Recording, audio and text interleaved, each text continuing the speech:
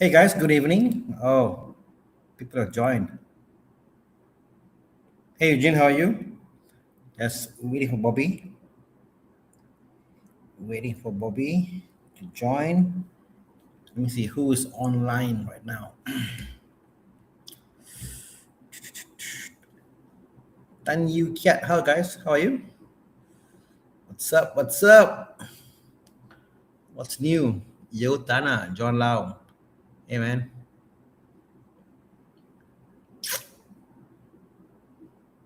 What's in everybody's mind? Oh, I'm good. I'm good. I'm good. I'm going through a period where I'm thinking what to buy. I'm so bored of my cars. Need something interesting. So busy with working on other people's cars. Haven't had time to enjoy my own cars. So that's the period I'm in now. You know, Benke life. When Benke life becomes constant, that's where I am now. So guys, if you want to share what you're going through, let me know what's happening in your lives. Let me know what's happening in terms of your cars. How are they? Thanos, yes, correct. At one point, I was called Thanos. Actually, my first video on YouTube, oh my God, it's been a while. Almost a year, I think I did YouTube. Um, my first name I made Thanos was my ID, Thanos. Yeah. Can you comment on the maintenance and liability of the 2011 to 14 3.6 versus this one? This I can talk about. I'm a big fan of the Cayenne, and I personally have had few Cayennes. The kind that I want to get is the 3-point diesel. I think they're fantastic.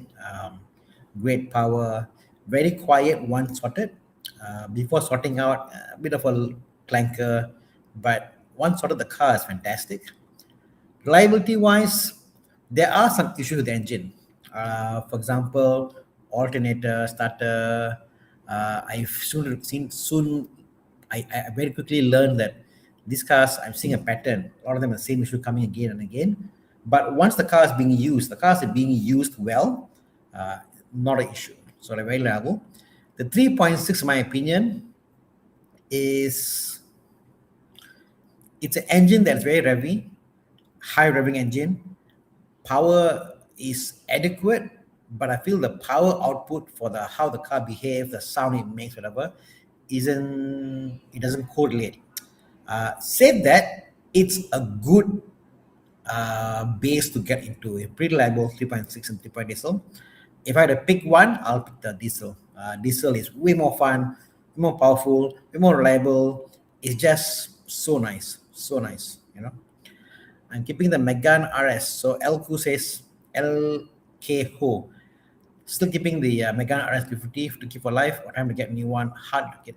I know. I mean, like I got a friend of mine who has, a few friends of mine have got the Megane RS, and the car is so good to a point that you compare to any other car, you can't think of any car you can replace it to.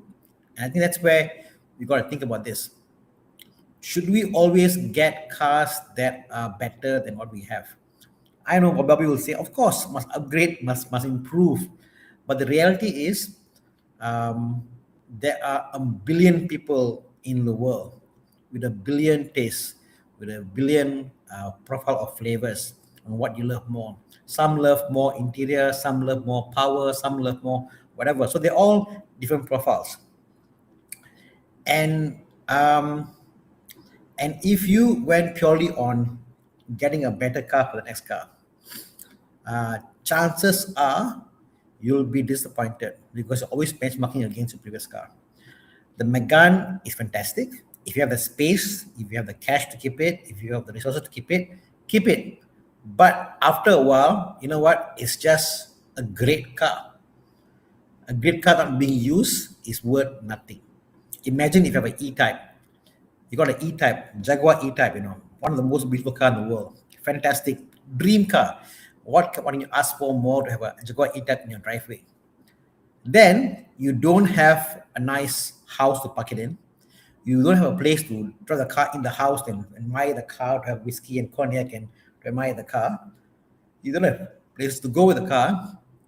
The car become meaningless. So a car is only as good as what use you can put into the car.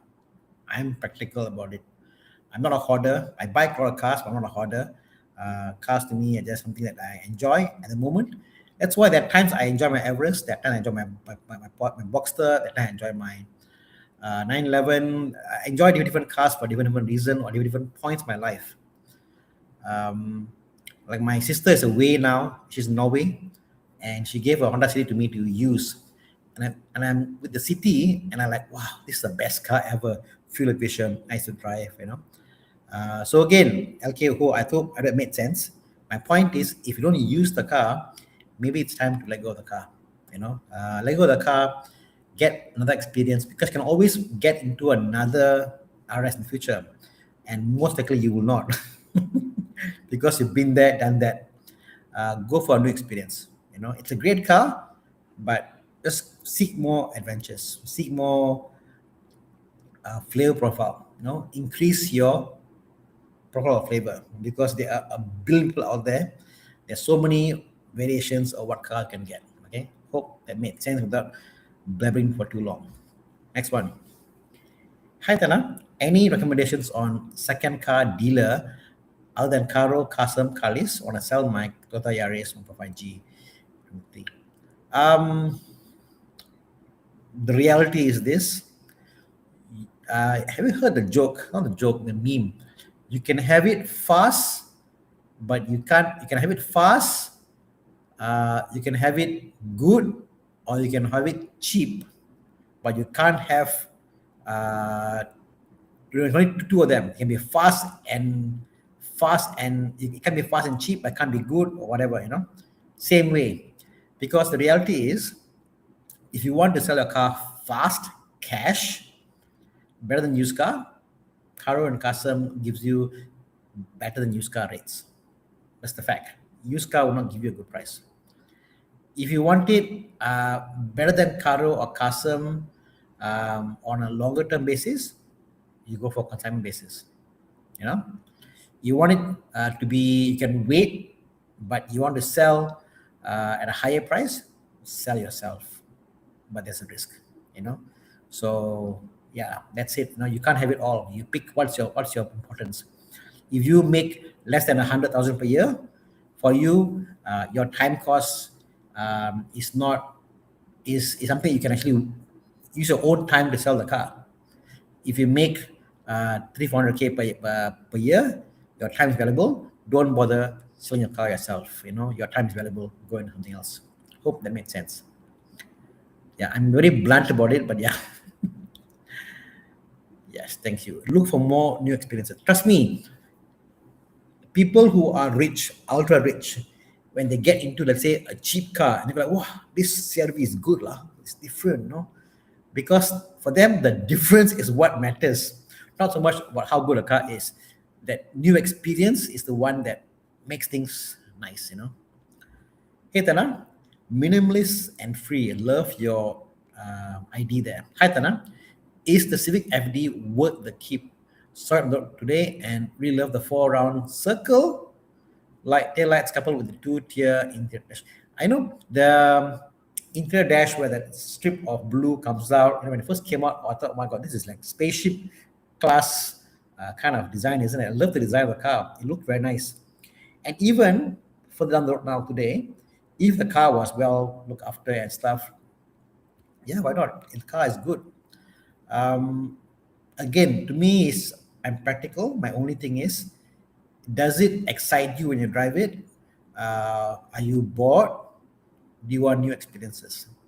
My opinion is, when you have a new toy to play with, whether it's a new camera or it's a new phone, actually I've got a lot of gadgets here, or a new Samsung, or whatever you call it, whatever toy you have here, those things excite you. Very few times a car is so you that you feel like you're on your soulmate. The car with you, it resonates. You don't keep the car forever. So if the car with you, it's one. It's like Boxster manual for me. It's so me. I love the other car so much. to me it resonates. In fact, the word resonation means to go in the same frequency. If you learn physics, so if you feel one with the car, by all means you can use the car forever and you'll always be like in love with the car. But if you're keeping the car because it's a car is worth to keep, because it's a good value, because it is depreciation, it's the wrong reason to keep the car. Keep the car because it vibes with you. Don't keep the car because it's a good car. If it's a good car, you only keep it because it vibes with you. Jason Tan, anything you notice about the GR86, and do you provide RTV cleaning as services? What is RTV? Yeah? I mean, I know RTV as in the gasket. Just explain RTV. What do you mean by RTV? But GR86, yeah, so far not much issue. Everything is pretty okay, reliable. Yeah. RTV mean gasket, is it? Yeah. Yes. We do services for the take out valve covers, clean the gasket out. Yeah, we do all that. Any place to wrap my car? Your 991.1. I'm in fact thinking about the 9.1. I think it's a fantastic car. My only thoughts on this. Remember earlier said you can have it cheap, have it fast, or have it good, or whatever. If you want cheap, every year take out the wrap. 2K wrap, doesn't matter, go for it. You want it good, and you go for the 6K, 8K wrap. You stick with the good brands, I think you're pretty solid. You can't go far. Ooh. Comments on the 21-22 Japan recondition for BMW M135i as well as the M240i.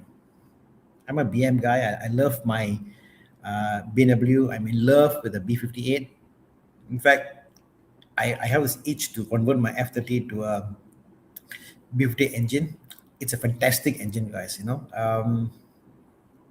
Yeah, go for it, man. Go for it.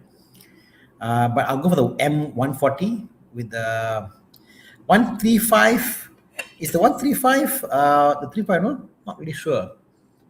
The 240 will be the 3.0, but M135 I'm not really sure. One M140 is the 3.0. I'm not sure what engine that is, but if it's a 3.0 engine, yeah, go for it, man.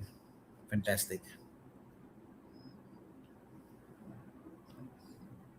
Trying to buy a Hyundai Ioniq 2018. Still okay. What's the price, guys? I think at the end of the day, it's all about price. Let's see. Excuse me. Bear with me while I check what's the price of a Hyundai Ioniq. Hyundai Ioniq 5, 2018. Let's see. Short, low to high.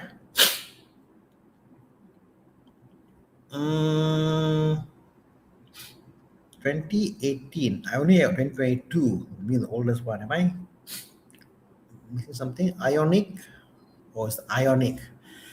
Ioniq, correct. Wow, my God. Ioniq 2017 is 27K, 28K. Wow, so cheap.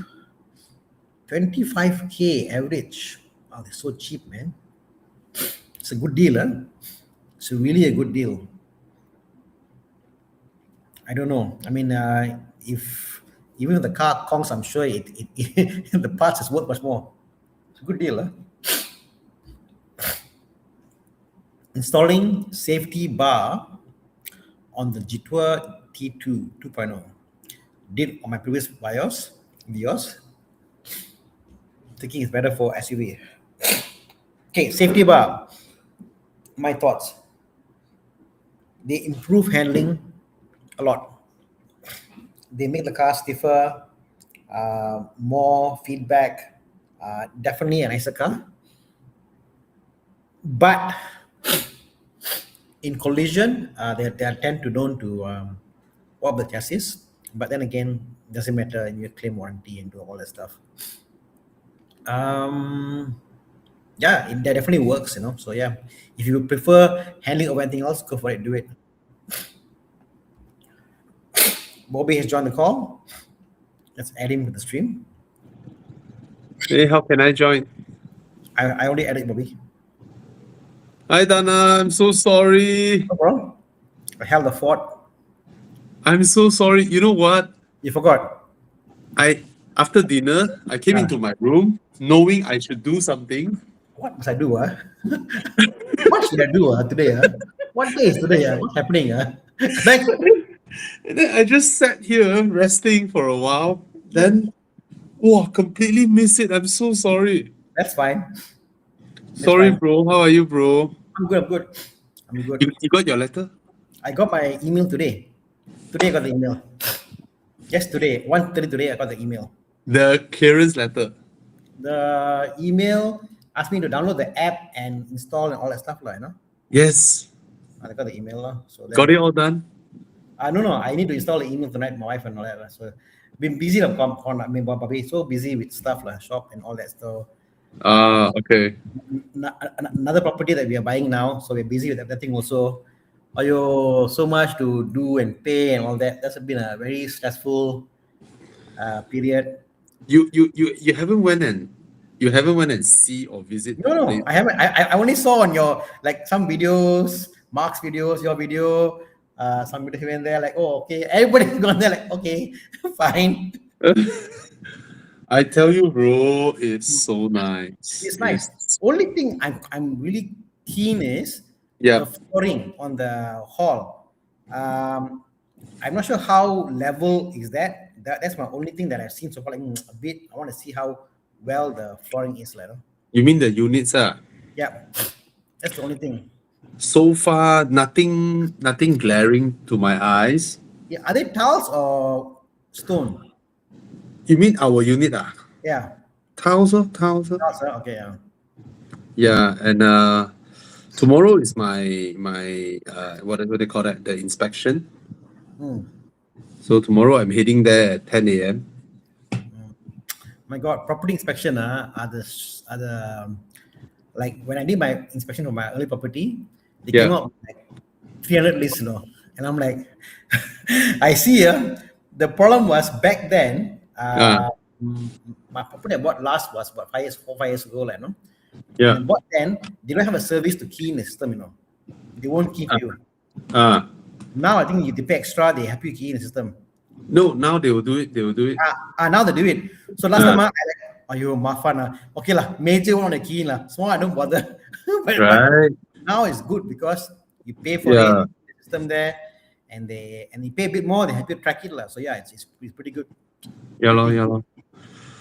All right. Okay. So sorry guys. Kia K4, how much do you think it will cost? Kia K4 was a new K4, is it? I don't even know if it's petrol or electric. Kia K4 was introduced in 2024. It's a compact sedan. It's a 1.6 turbocharged inline-4 petrol engine. Makes about 193 PS. And quite high torque, 265 torque. It looks like a A5 sports hatchback. It looks like an EV. Yeah, it does. Right. Okay, Kia's new design quite distinctive.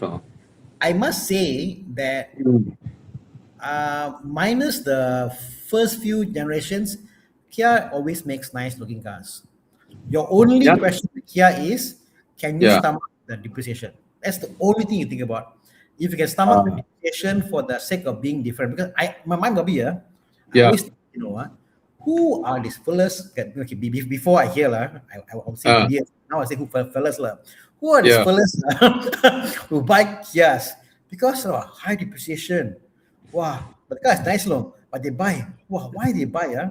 Then I realized people want to be different. When you got 1,000 people out there, everybody have their own taste, and I get it, and it's nice, it's different, unique, whatever. And it's worth it, something different to have, no? Why not?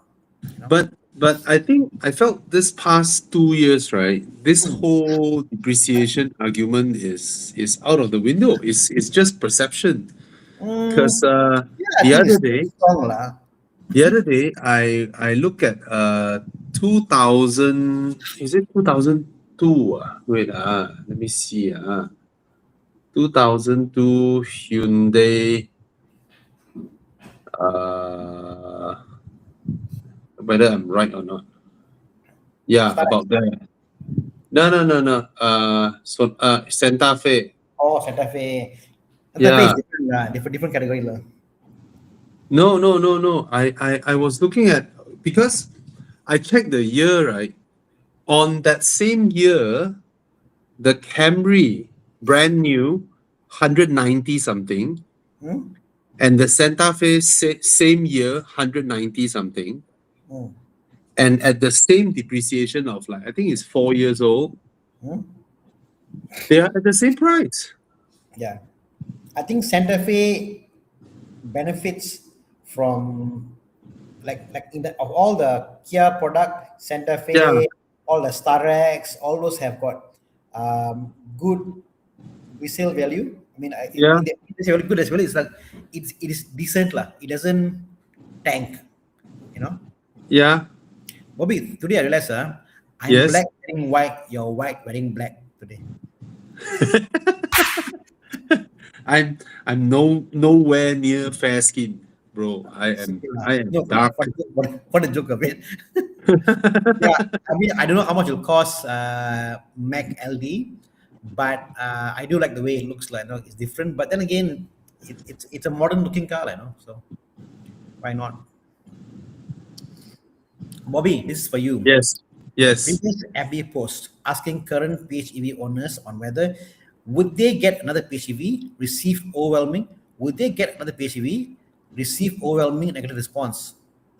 I think trying to say is what does it mean? Most saying they will go full EV. Okay, the PHEV owners, a lot of them gave negative responses, Yeah, and then what I call some said most said went full EV or ICE. What's your take? because the first batch of PHEV owners, Yep, they bought European PHEV. correct. And even then, So it was first gen European EPF. yeah. Yeah. So today I was chatting with someone was a Volvo salesperson. Hmm. So I asked that person, because a lot of them assume every PHEV is the same. Yep. So I asked him, I said, have you driven the Chinese PHEVs? And he was like, no. I was like, they are completely different beasts compared to European PHEVs. So I asked him, do you know that now the Chinese PHEVs that like the other day I drove the Omoda C9 PHEV, right? Hmm. The car is absolute smooth, okay? The drivetrain. And if you look at the spec sheet, right, it has a 3-speed gearbox. Hmm.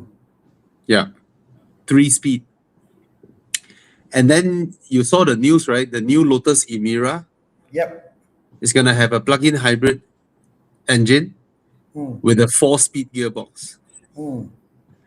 And then these are things that we don't understand, you know. I look at the chart, right? The chart says first gear, and then second gear is electric motor, and then third gear. I'm like, I don't understand what I'm looking at.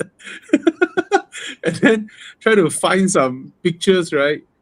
Yeah, you can't see the gearbox anymore. You see the engine.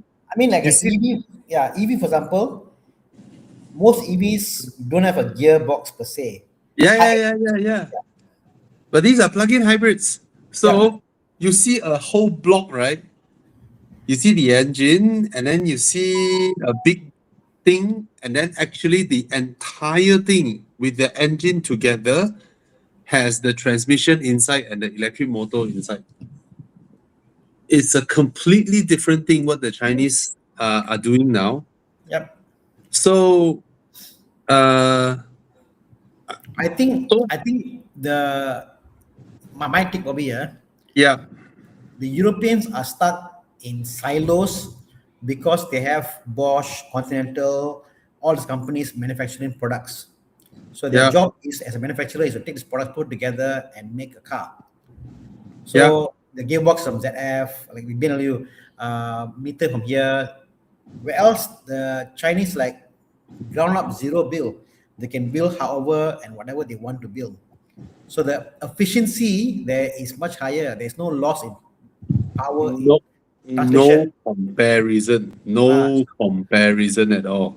so until the German guys said, no, look here, we cannot do this anymore. We either buy up Bosch, buy up Conti, buy up all these companies, make to one big company and start making in-house. If not, you cannot compete with Chinese. So it's like this. Yep. It includes the engine, the transmission, the electric motor in one Yep. absolute one Correct. thing. Yeah. and I'm pretty sure there's a computer box somewhere there also. Yeah. Yeah. And okay, if they separate it out, right? That's how the transmission looks like. Yeah. It's bonkers. They are totally different things. Of course, don't ask me about durability. I wouldn't know because they just arrive. Yep. But the experience is so different. So I was surprised that even European car salespeople do not know that the Chinese PHEVs will never go to 0% charge. Right? No matter how you drive, they are always at Yeah. 16, 17, 18, 19%. Yeah. Yep. I mean, you're comparing a country, okay, Germany, for example, Yeah. Germany population, how much? Okay, 83 million.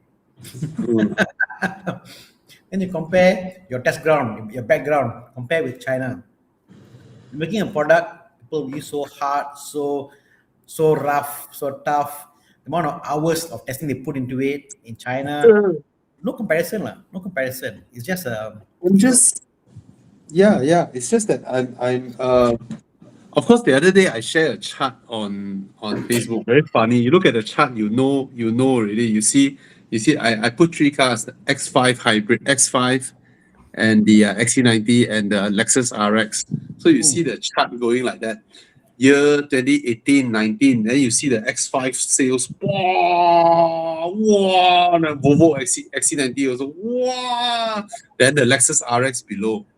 Then come 2021, 2022, these two, the Lexus RX, pew, then I look at the chart, I know, yeah, people burned by the hybrid system, and they are all like, okay, that's it, I'm going back to Lexus, just to be safe.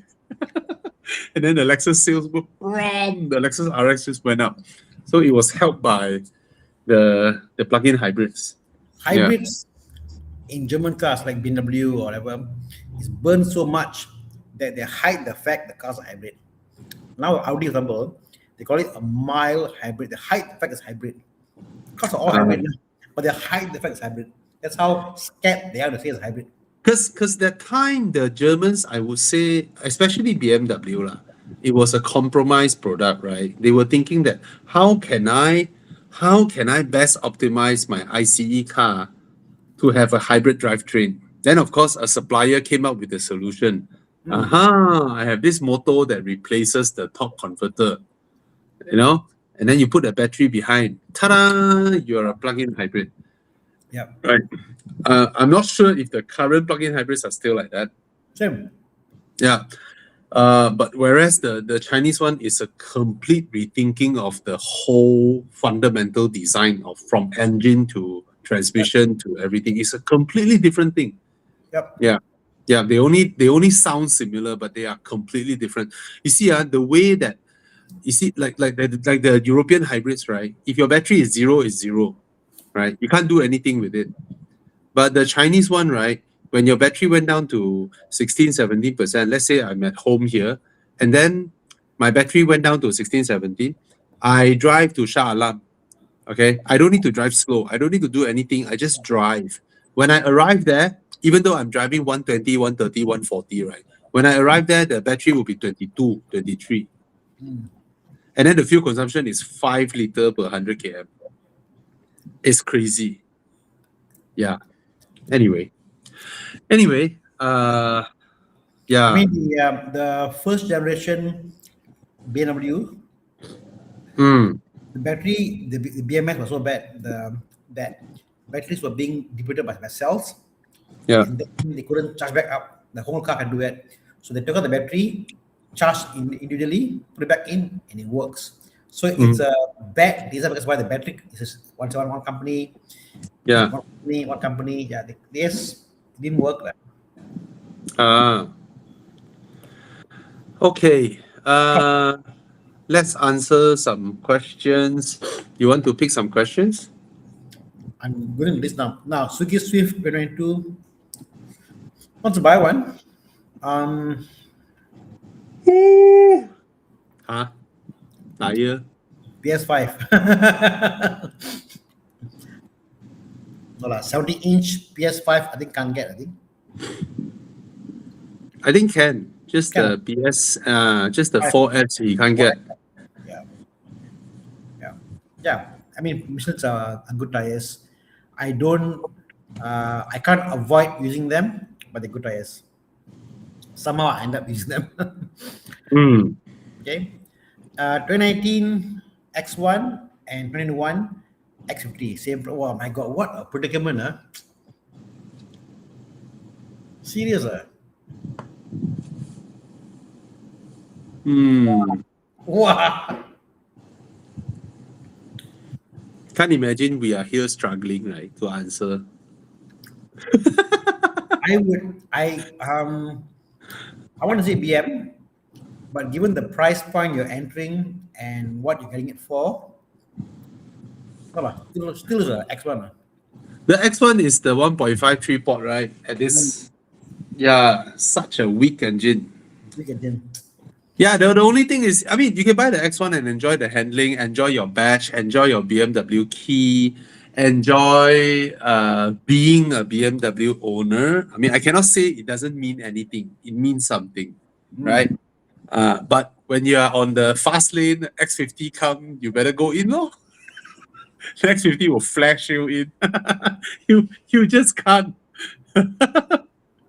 You My can't. problem with the engine is you Yeah. have all the complexity of a bigger engine. but Yeah. Yeah, no power. 130 plus horsepower. The X50 will flash you off But the said fast that, lane. I think it's relative to what you were driving before. Like my wife now, Yeah. always F30, correct? So this week she's using my sister's car. Sister went overseas, so she Yeah. like temporarily use a Honda City GM. Ah. She drove it, and I find the car very quiet. Honda City so nice, comfortable. Wow, very fuel efficient. I drove back still full tank. Wow, so good. Wow, so nice, quiet. Ah. Car is well. I mean, the car. Like, car is so quiet. I said, car is good. I drive. Huh? How is it? And she went like, I cannot overtake. I'm always pressing the accelerator. Car so slow. I drive the car like cannot lah. I said, madam, your earlier car might be your. Forgot already. She forgot already. So I said, what does that mean? Does that mean I'm spoiled for life? I cannot buy. I say, yeah, lor. So that means because she Yeah. used to after daily, spoiled, cannot go back. So the question is, if you're spoiled, then too bad you must buy the X1, the BM for handling because you feel unsafe driving these cars. Yeah. You cannot imagine yourself driving Japanese car. Wow, feel very not solid, But if your old car was a normal car, then X50 might be a good choice for you, like easy parts, cheaper to maintain. Why not? I see that. And the engine in the 3-cylinder engine in the X50 is more refined than the 3-cylinder engine in the X1 actually. But there's one thing which is true. I believe the X50's fuel consumption will be higher. Yeah. It is higher. Oh. But overall okay lah. Actually, you pick either one also not a bad choice because I mean, first I have to clap that you are buying a used car, which means you save a lot of money, right? And the X1 is not a bad car at all. It's just that in this context, It is a slower car than the X50. Lor. Maybe X50 will have some features that the X1 doesn't have, lor. Yeah, correct. But I don't think either one is a bad choice. Lah. What Hor? about that uh, the 2 series manual? I always found the car quirky lah. Wow. Oh, the Active Tourer. Yeah, because even small engine wow, the car you drive Yeah. you feel like 2 years here come back. But for Iron Norm, okay, another thing is that at this price point, let's say these two cars are the same price now, right? Throughout your ownership in the next few years, I guarantee you the X50 will depreciate faster. From this point onwards, the X50 definitely will depreciate faster than the X1 by having the sheer huge bigger number of cars out there. Okay, so you can have a slower car but also a slower depreciating car. Okay, then you get to retain more of your money into your next car as compared to the X50. All right. Okay, next one. Mark Tae Kwan Ming. Hey Tana, new here. Recently bought a Mercedes GLC 350e Coupe, brand new from Hap Seng. Wow, congrats, bro. All the best. Wow. Congrats. Okay.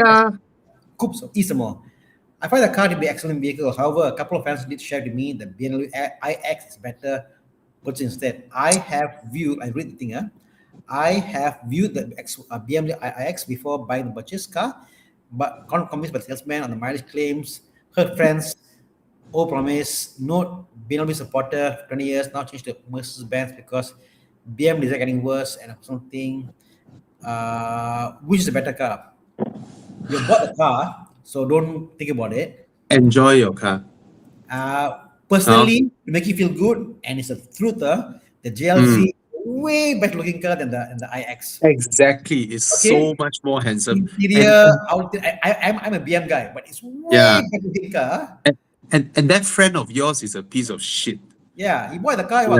Bro, good one, you must say, you know. Yeah, I think he envy you. Envy you, lah, bro. But the iX, definitely the handling is nice and all that stuff. But BM itself is teaching their. Bro, iX, right? First batch versus current batch, huge difference in handling. Yeah. Up, the first batch was really wallowy. It drives like an old Lexus RX. Yeah, but they improve it, but it still looks the way it looks. Yeah. So I think, as I said before earlier in the show, in the world ada banyak orang. Everybody got different tastes. If Yeah, all the man. same things, what's the point? We see only Saga on the road. Right or not? Your friend Top Cock lah. Yeah, you bought a nice car, bro. Just enjoy it. Yeah. Enjoy your car, man. The new GLC is handsome. Handsome. Mm. I wish my BM looked like Mercedes. You look at the new X3. Oh, the X3, yeah. No, the X3, I can see it's a clear decision to cut costs. But I wish they'd manned up to say, okay, we'll give you the car at a third of the price, give you a cost cutting, and it's still as powerful. Okay, it's fair. But I think the fact they made it same price and this, or the whole price, whatever, I think it's no lah. Anyhow, hey Bobby, just to update, my father bought the 2019 E200 213. Oh, this one last week. He took your advice and bought the E-Coupe, but it's convertible. Wow, E-Coupe convertible. Because he got a CLK, but it is too low for him. Okay lah, whatever your father bought, congrats lah. Huh?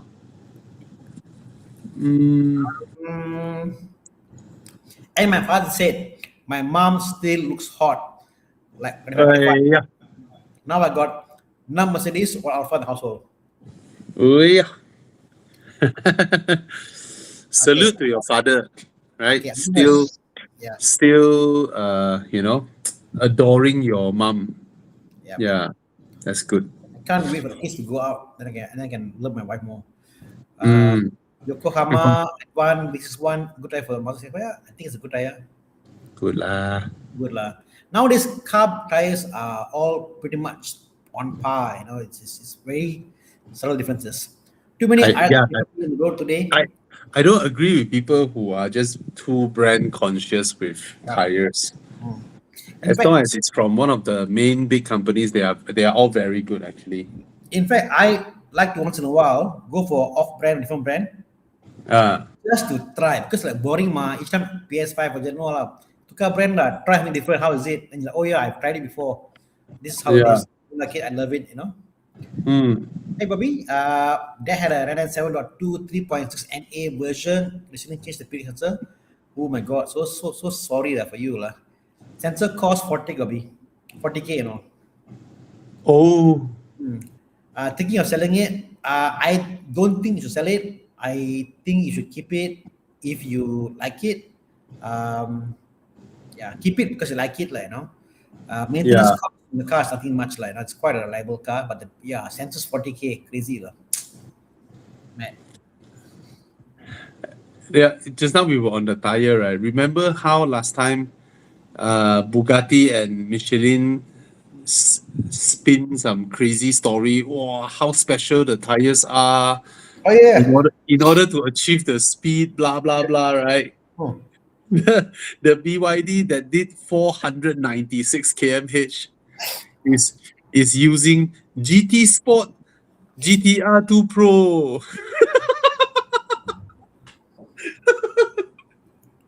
496 kmh. They didn't even spin story about the tires. Like, wow, how we do the tire, blah blah blah. What tire you use? The GT Sport GTR 2 Pro. yeah. But then again, it was more of a hybrid, right? It was more of a EV. It's a GTR 2 Pro.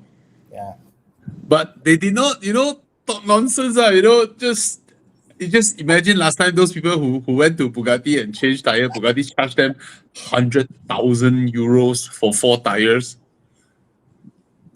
Yeah, bro. And it's like how many of them will drive to that speed anyway for you to change the tires? Exactly. This guy wants to join our gang, Bobby. Wants to buy a 996.2. What to look out for? Backup maintenance fund. Could you need 6-figure? Possible. But plan to buy a 996.2, anything I need to take note as a backup maintenance fund will need some. No lah.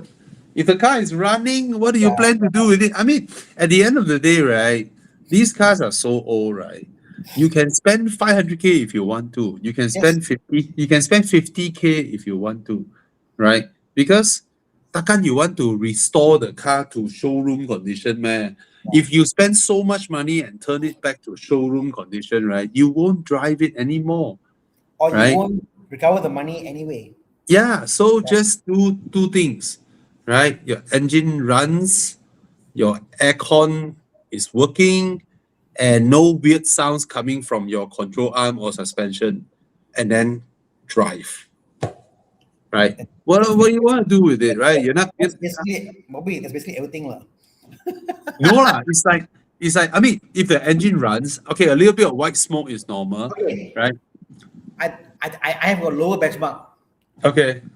Control arm noise, live with it because that one is that's the last thing to do. That one last to do because control arm noise, whenever once you drive fast, you can't hear noise.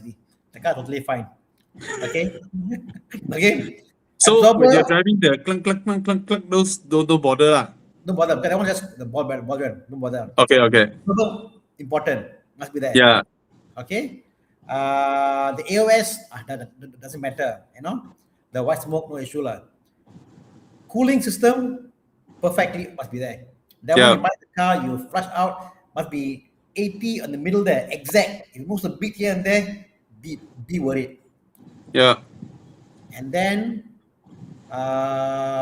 any metal tappet sound, that's all. Those if they got no sound in the engine bay, cooling system is perfect, and my absorbers are good, I can drive already.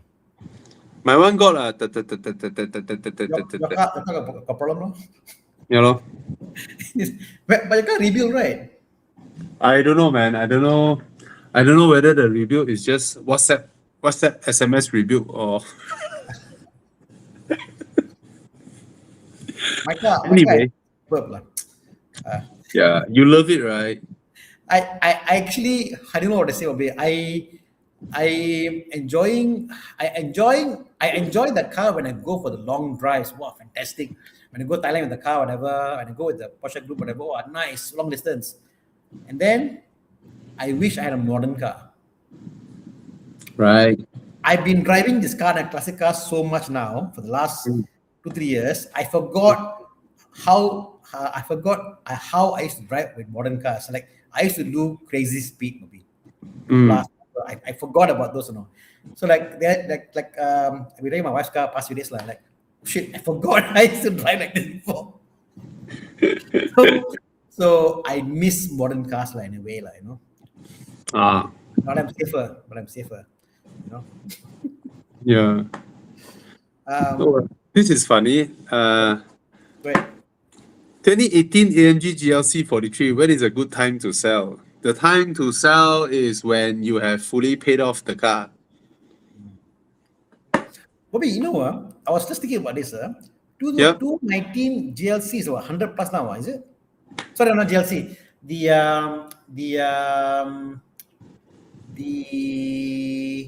C43, the Yeah. C43 is Yeah. 100 plus. Yep. 160. For the GLC 43 is about 160, 170. The C43. C43. Yeah. The GLC 43.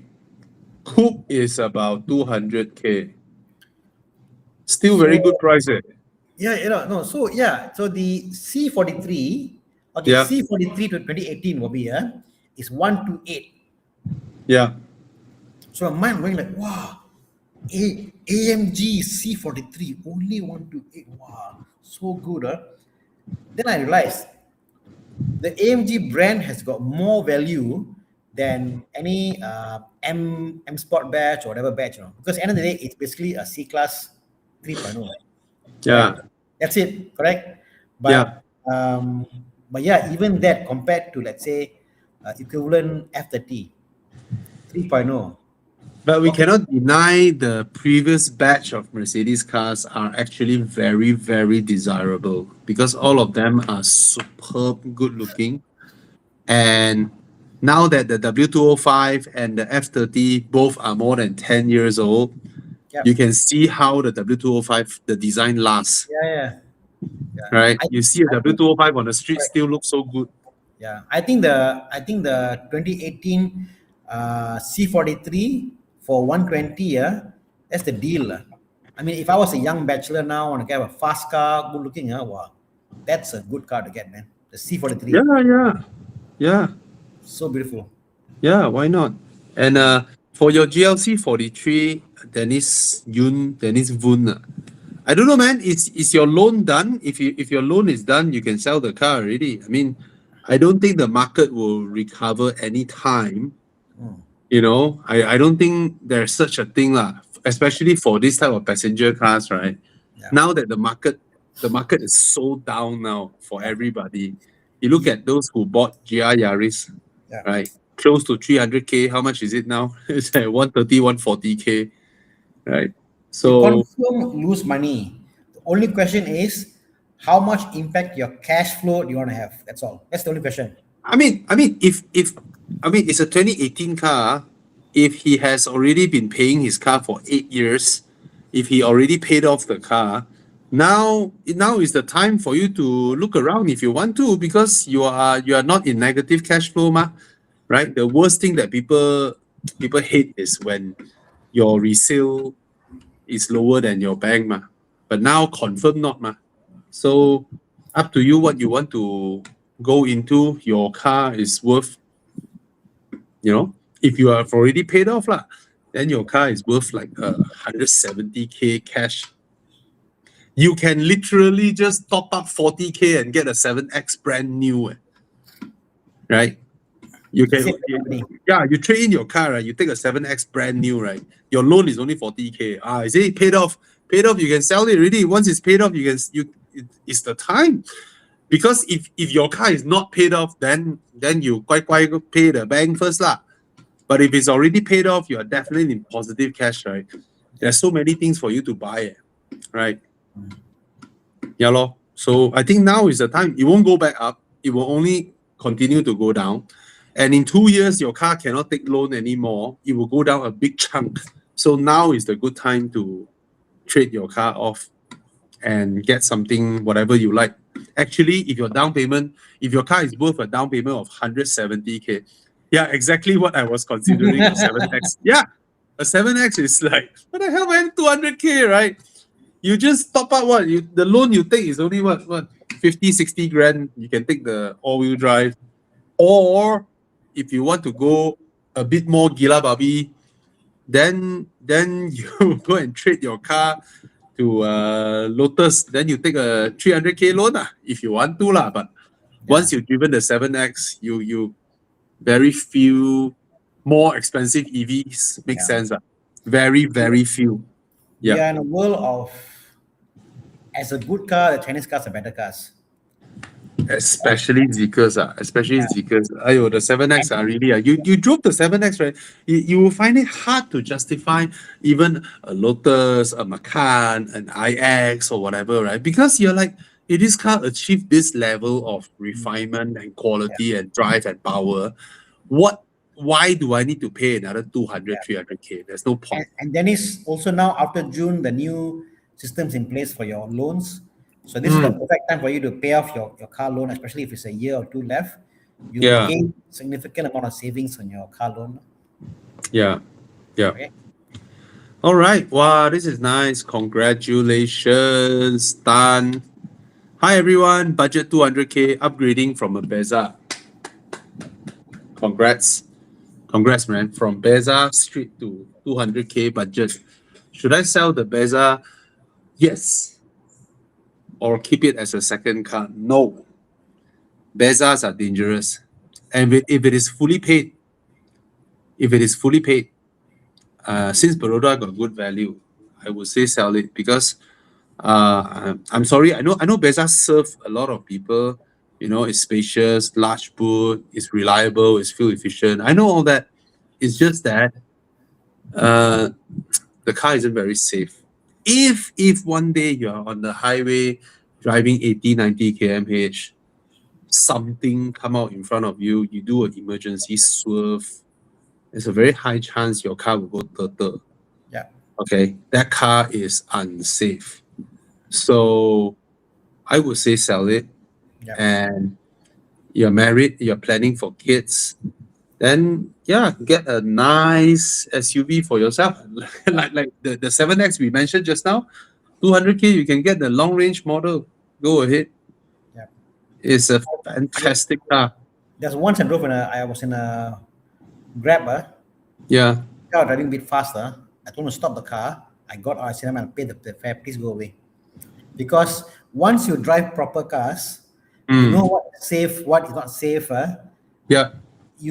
I cannot see myself driving a Beza. I'd rather drive an old BMW or old whatever Mercedes, but not a Beza because it's an unsafe car. Unsafe car. Yeah. I'm fine sitting behind a Saga, an Axia, a Myvi, but now that Grab 70-80% of the normal Grab are Bezas, right? I skip them. I pick either the Grab Plus or Grab Premium, just to avoid sitting in the Beza because not only is unsafe, it's uncomfortable. Yep. So I don't like sitting in that thing. Yeah. I still take it, but hopefully I get a City or something else. And now they put City and Vios in another category, bro. Called Grab Plus. Yeah, they call it Grab Plus. No wonder I put Grab Plus, I get the City. Like, why City? I get Grab Plus. Okay, like whatever. Like. Yeah. Then Grab Premium, Grab Premium is nice. But if you kena the Hyundai Starex, then you feel very shortchanged. Yeah. Okay. If you had maybe a 958.2 Cayenne, would you look at another Cayenne or you go for the 7X? But that's the thing. The Cayenne I can enjoy my weekend drive with that engine. That 2.9 engine is fantastic, right? and I can go for road trips. 7X you can go for road trips, but it's a different experience lah. Especially when we drive, a couple of thousand kms into Thailand, right? In a group, right? That kind of experience, so far EVs cannot give lah, Yeah. right? I Yeah. think in this market, you got to think about, you're not buying the car for, like the Chinese cars that gives you, I said, that good car, the complete car. Mm, But Cayenne gives you the emotion, gives you yeah, you go somewhere, what car you drive? I drive a Porsche, drive a yeah, Cayenne. You go to a hotel, you park there, you watch in the car.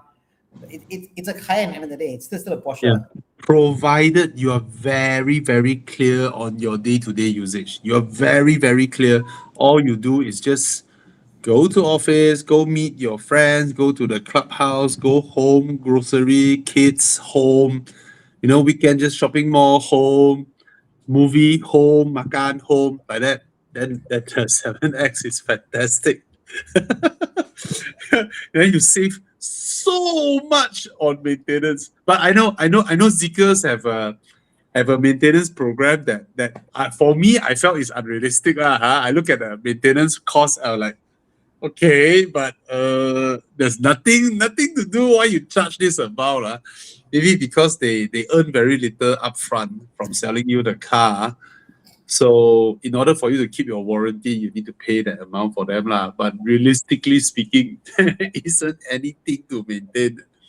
EVs maintenance cost versus petrol, right? I mean, if it is arbitrarily marked up from the dealer, that's another question altogether lah. But on actual, like when Tana look at an EV and look at an ICE, right? He's like, what's there to maintain, in an EV, especially for the first 5 years? Maybe your first set of brake pads will last you the first 4-5 years. Right? I mean, they whack you on the brake servicing, whatever pads. Checking, just to look through your car. But said that, Yeah. I work in an industrial area, and I've seen some Chinese car manufacturers send their rotors off to be skimmed at the machine shop. Send their rotors, okay. I see the bill, who can do? And I don't want to mention which Chinese companies, manufacturer. Yeah. So I'm like, wow, that means, like, you know what I mean? Skim, which would Honda or would Toyota or BM skip their rotors? No way. You know? So they're like, okay lah. That means customer complaint got wobbly vibration. Instead of claiming warranty for the customers, change a brand new one, they went and skim it, right? So I think that the whole this one deserves exposing. This should be individual dealership punya handiwork, right? Sorry, I take something very quick. Yeah. 30 seconds. Yeah. My machine shop guy accidentally sent me the bill to send to I see the bill like, oh shit, man. So yeah. So I find that that's not right lah. It's not right. So they are your customer lah? No. As in the same machine shop. The machine shop accidentally sent me the bill for that center to me, the SE to me. Hey, you should expose which. Don't want. Okay, all I say is my shop is in USJ 1 and the place is near my shop. Then you know already lah. Yeah, but yeah lah. If you say something wrong, then they say, hey, this one is the boss punya, the dealership boss punya private personal car. Yeah. Now that you have no proof, do you have? Imagine you are in the court, the defendant, the lawyer that's suing you. Do you have proof? This actually came from a Chinese car. The thing about skimming rotors is the way they skim rotor in Malaysia at least rotor is like this, correct? They skim here and here to make it ultim. But the fact is, will they skim more on the left or right? Is not fixed, They skim the same thickness. So the offset is different, you see. Oh, someone said Honda skim rotor this as well. Yeah. So by right, if a rotor must skim means something is wrong with your setup, something wrong with your caliper bolts, something wrong with your pad installation, something is wrong. Rotors, in my opinion, should not be skimmed. You use them, you can use a rotor for 3 times brake pad. On the 4th brake pad, change rotor. Simple as that. I see. I've never seen a reason to change to skim a rotor when they are handled well. Zero. Yeah. Okay, we learned something today. Come. This guy said, John Tan, do you see the BYD 300 ringgit maintenance fee? Software update, check tire pressure, washer fluid, 12 volt SOC. Well, that is all they can do because there's nothing to do. But then you cannot say, hey, how dare you charge me 300 ringgit, because their rental, their shop, Yeah. their electricity bill, Of course. the staff, Your nasi lemak. Your oh, coffee, exactly. So no choice. I mean, that is like you have to pay lah, but 300 ringgit okay lah to keep your warranty, right? At least they look at your car, ma. What I think they should do is I think some Hey, countries 300 is very reasonable. There are dealers that charge 1,000 plus. There are brands that charge 1,000 over ringgit. Yeah, I EVs. think like probably overseas, they allow you to go to an independent shop to service the car as long they follow the same routine. They allow. They still honor your warranty. Sorry.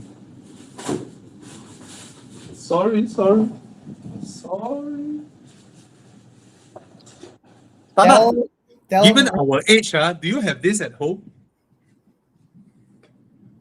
Oh no! I mean, I had one, but but each time I buy one, someone in my house got an issue, and I said, never take mine. So I noticed that I keep buying them and giving all the aunties, uncle, I keep giving them. So so yes. I noticed one thing when I went and buy this, right? What? You see, would you agree this thing is a more complex thing than thermostat, the electronic thermostat? Yes. But thermostat, a lot of people buy, right? Yep. This one, very few people buy, right? Yep. They are similarly priced. Yep. What the fuck, man? I'm like, what the hell?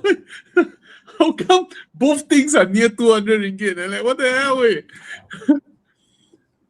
For me, my kids in the house, most important is your SpO2 meter. Very important. I don't have that. Oh, very important. Must have because that tells you how much oxygen in the kids. When the kids got asthma attack, whatever, you first that so they see how much oxygen in their blood.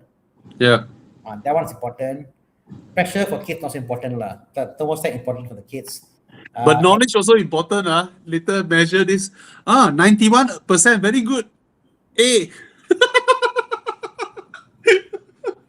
Hey, I've hit one time before in my life.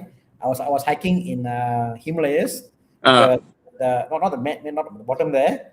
I got allergy attack and my SpO2 went down to 80. Walao. Critical, Bobby. And I had the emergency evacuation down, whatever. I kept passing out. You pass out, no? You pass out. Yeah. Pass out. It's crazy.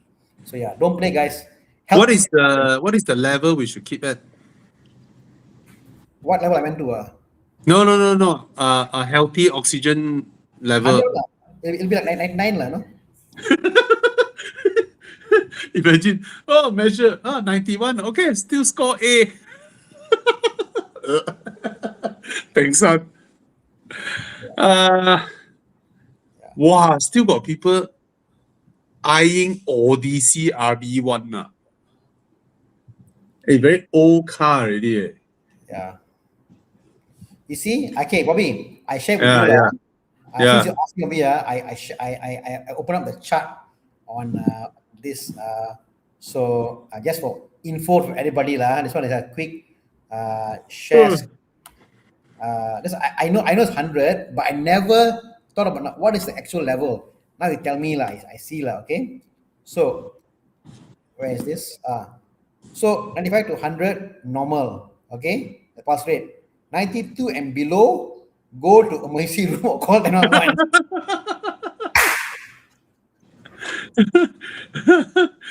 So now you know. Oh well. Now you know. Call 911. How do I end the screen? Okay. How do I end the screen call? Stop sharing. Okay, sorry. Back. Yeah. Okay. Okay. Someone asking. Wow, nice car. I love the Odyssey. Good looking, very good looking. But it's just that they are old and cash purchase law. If you like, you buy law, right? And QVE, now they dropped the price to 60 plus. So earlier was how much? 80 plus, and then if you count in the battery cost, it will be 116 or 117. Now, if you add in the battery cost, it will only be 87. So now it's like okay lah, I give you battery free lah. Something like that. But I think what Baroda should do, since so few people bought the QVE, to retain their goodwill, Baroda should offer the initial buyers a refund to match back the current value that they are selling the car, just to earn back some brownie points lah. You mean Because all 7 of them? I don't know how many people bought. I literally do not know All how 7 many of people them? bought the car. No, but Really wait. so few You know what? This is where Produa marketing team is stupid. Because see, think about this. 86K Yeah. was full price without battery.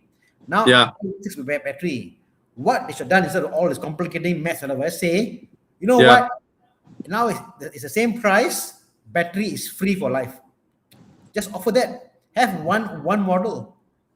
They Yeah. forgot the rule in marketing. In marketing, when you offer to a person a product, only have like A or B, and, Yeah. and anyone is meant to push them to buy one product.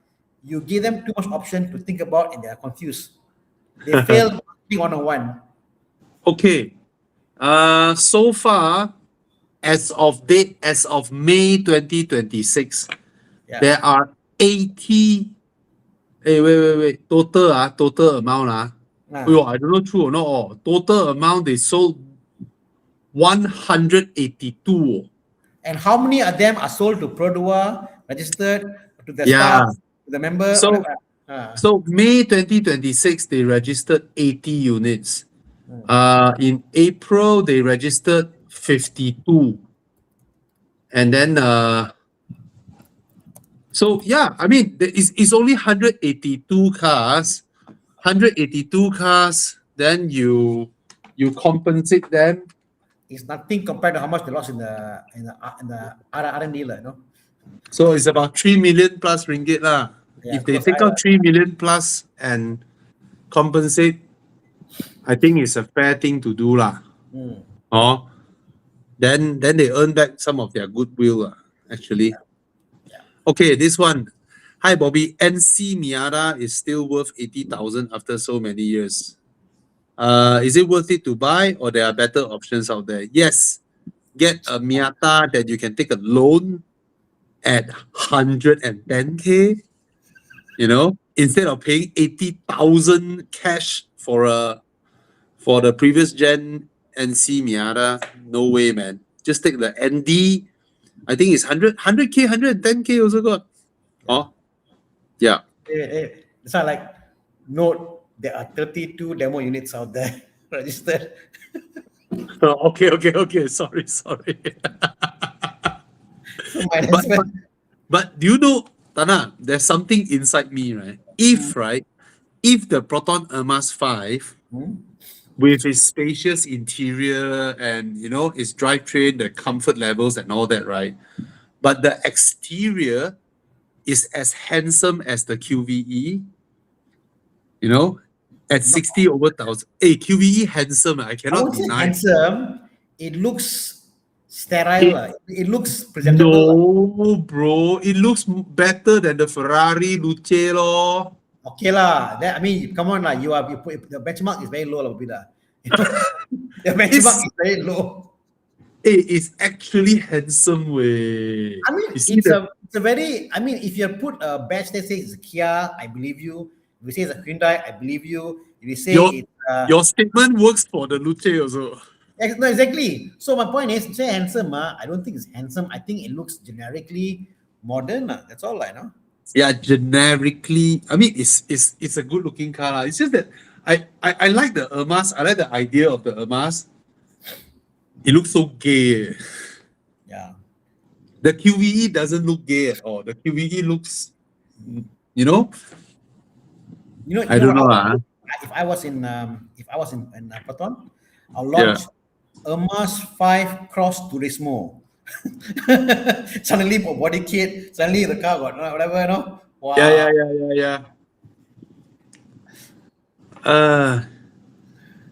Apparently they are going to refund. There's an amount refund on our launch set. SA will contact you about the refund. So they are Yeah, well, I'm sorry. good. Okay, lor. Okay lah, at least they do something lah. Yeah, lor, only 50 people, what? How many? What the fuck? Malaysia got Oh, he's right. Oh my god, I never thought about this. How many is it sold, Bobby? How many is it sold? 182. Oh, chairman, deputy chairman, 100 showrooms. Oh, no, HQ. No, HQ got one, factory got one, Yeah. 180 showroom.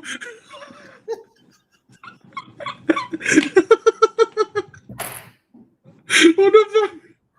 I don't think there's been ever any car disaster like this ever in the history of car manufacturing.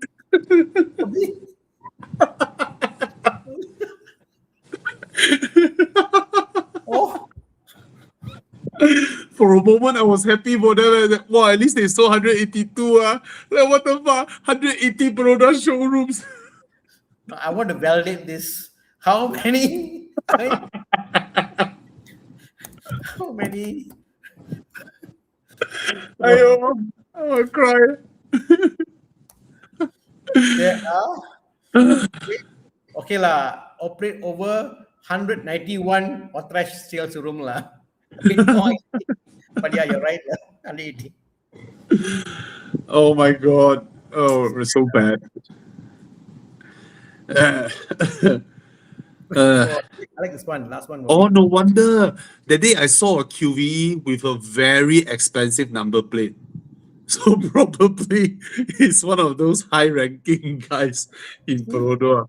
You see, I've seen a QV on the road on USJ too, driving at 3 a.m. Too ashamed and embarrassed to drive the No car. lah, don't like that way.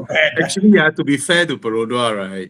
When they did the QVE, the cheapest EV on the road that time was the Dolphin at 100K.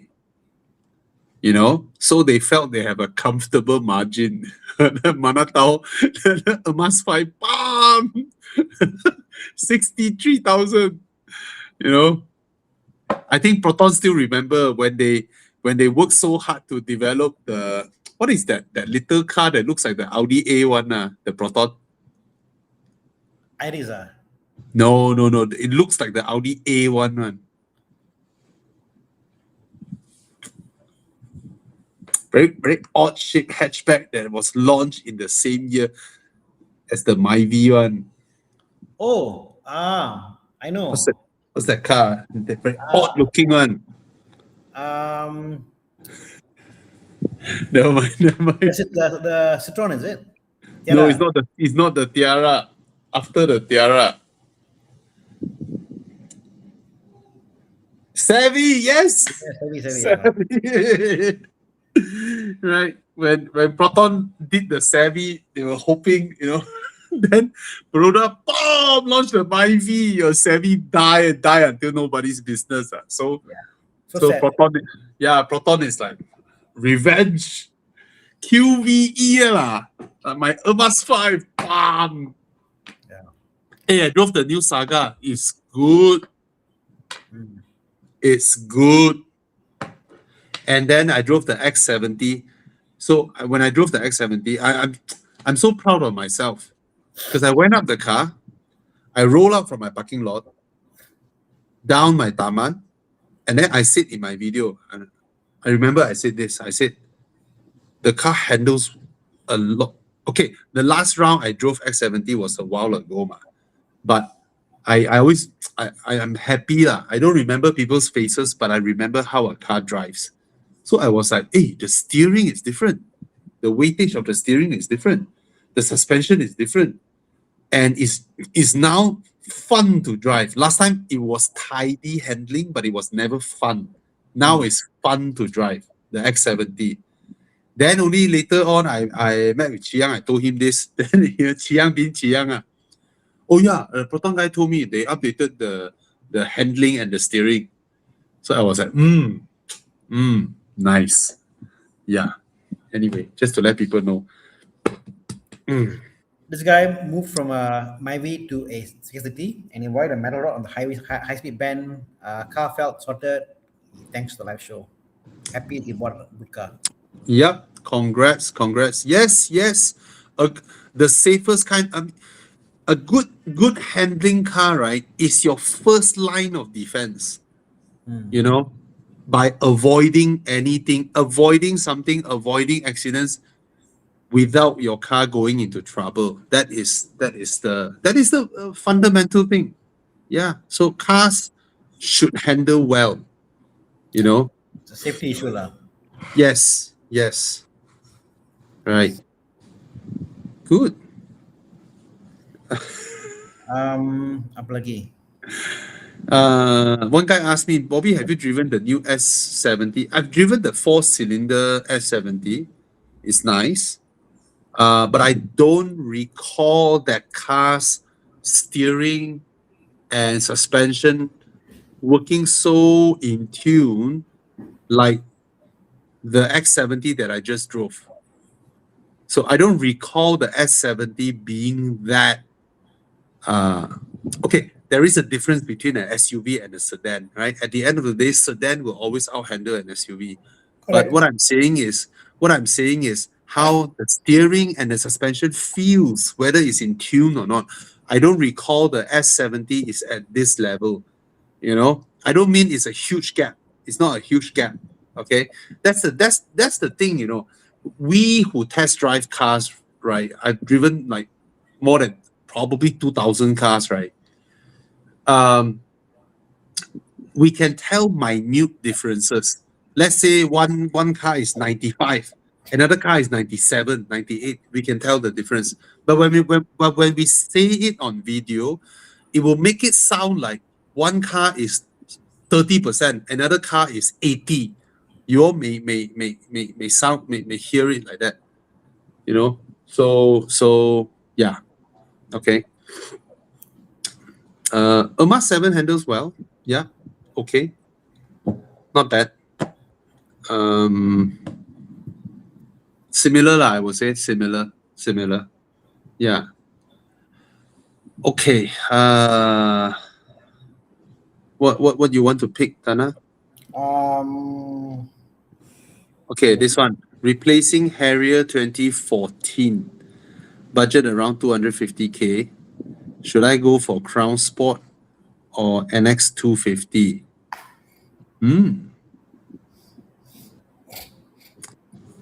Your NX 250 is not the latest one, right? It's the previous NX, right? Because the latest one should be called 300 already, right? If it is the 250, then I would suggest the Crown, right? Let me check. 250 is the previous generation. Yes, I would take the Crown over the previous generation NX. If it is the current gen, actually, it's not bad. Okay. Yeah. I would take the Crown. This is a question about statement, I guess, about how I guess the government and everybody else want to push for local assemblers and manufacturers. Mm, There aren't enough people in Malaysia doing stuff. There isn't a ecosystem here to build batteries, whatever. So exactly. how do you enforce upon people to have manufacturers R&D facility? We are now in the stage Exactly. how to. I mean, like I went with BMW and they were talking about how they're working with how to repurpose hybrid batteries, old batteries. But even Mm. that far away from being widespread. So we are very far behind in Malaysia.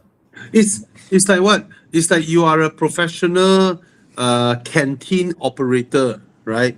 And then a hospital near you ask you to open the canteen there, and then the hospital say, "I don't care.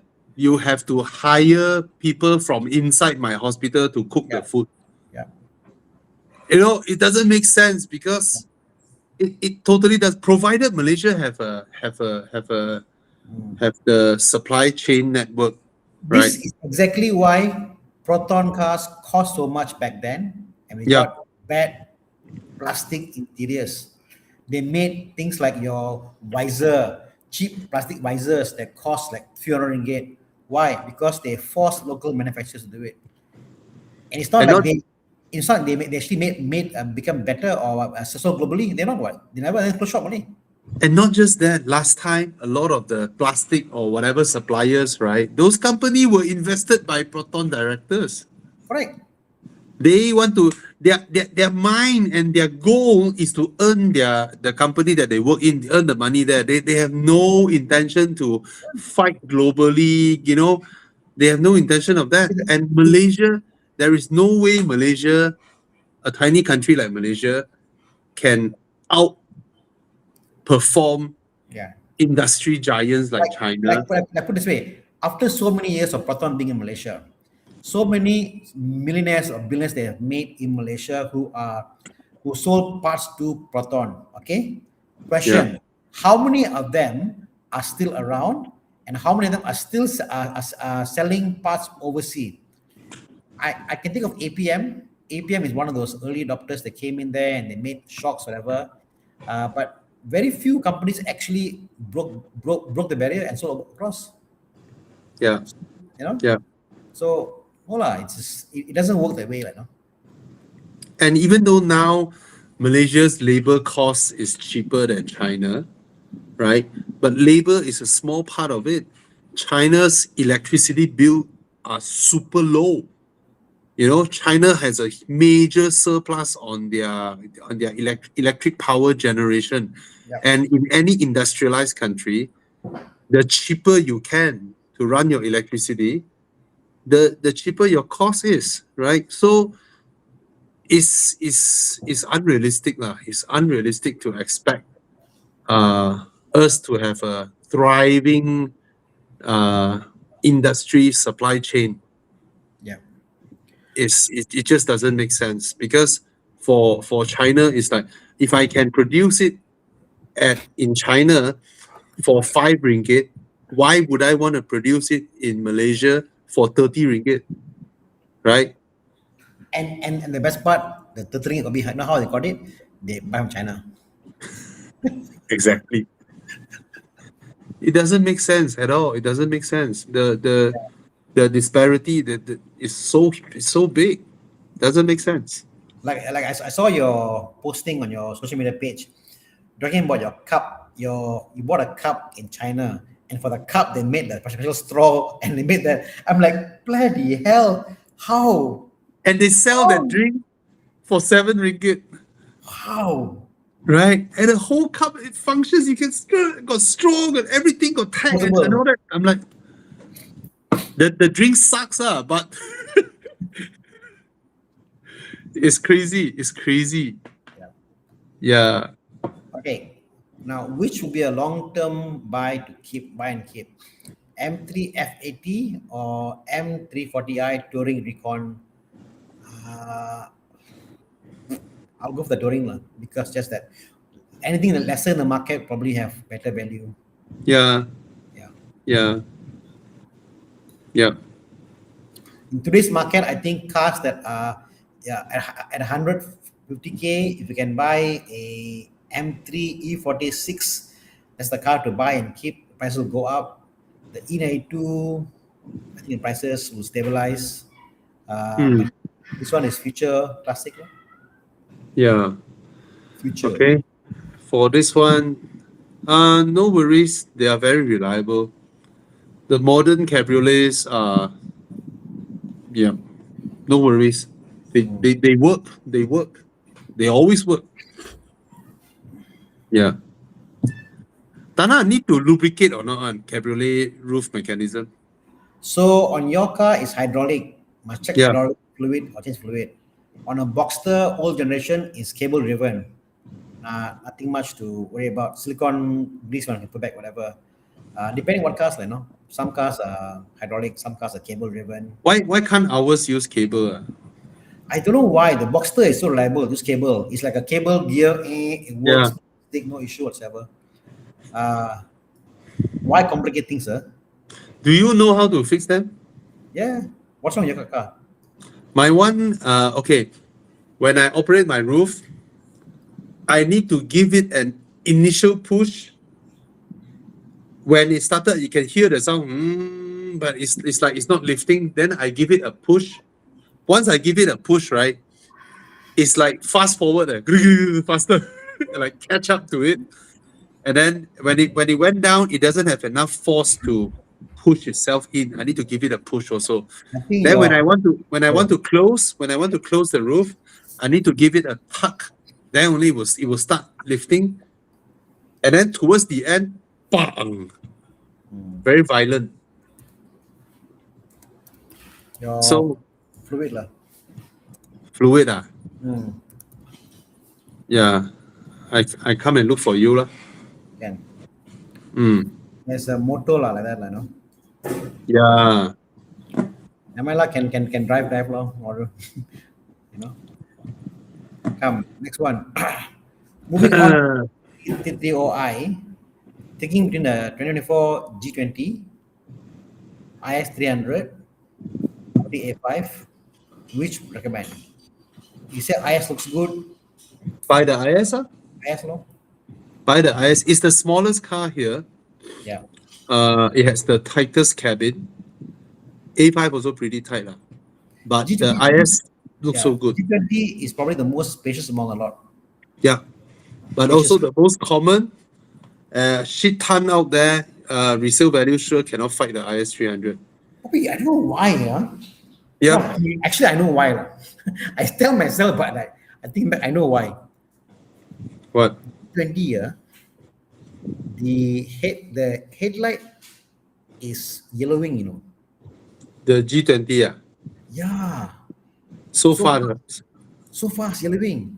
But you do realize it's been 7 years, right?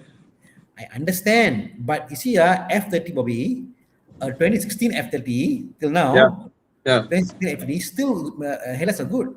Cheaper material lah. Yeah, material. Yeah, man. See, now I know why lah. Material cost will be the material in the G20 is not that good, It's only gonna get worse. You know what's so funny? I also just driven the XC60 again, the Volvo XC60. So remember when the XC60 came out, it's the best. Best. Then BMW improved the X3, right? They update the X3 infotainment, everything, right? Then X3 is better. But now they launch a new X3. It has cut costs so much that I rate it so much lower than the XC60. So suddenly I thought of what, there's that meme saying the China's president Xi Jinping sit there, like what's that saying? They say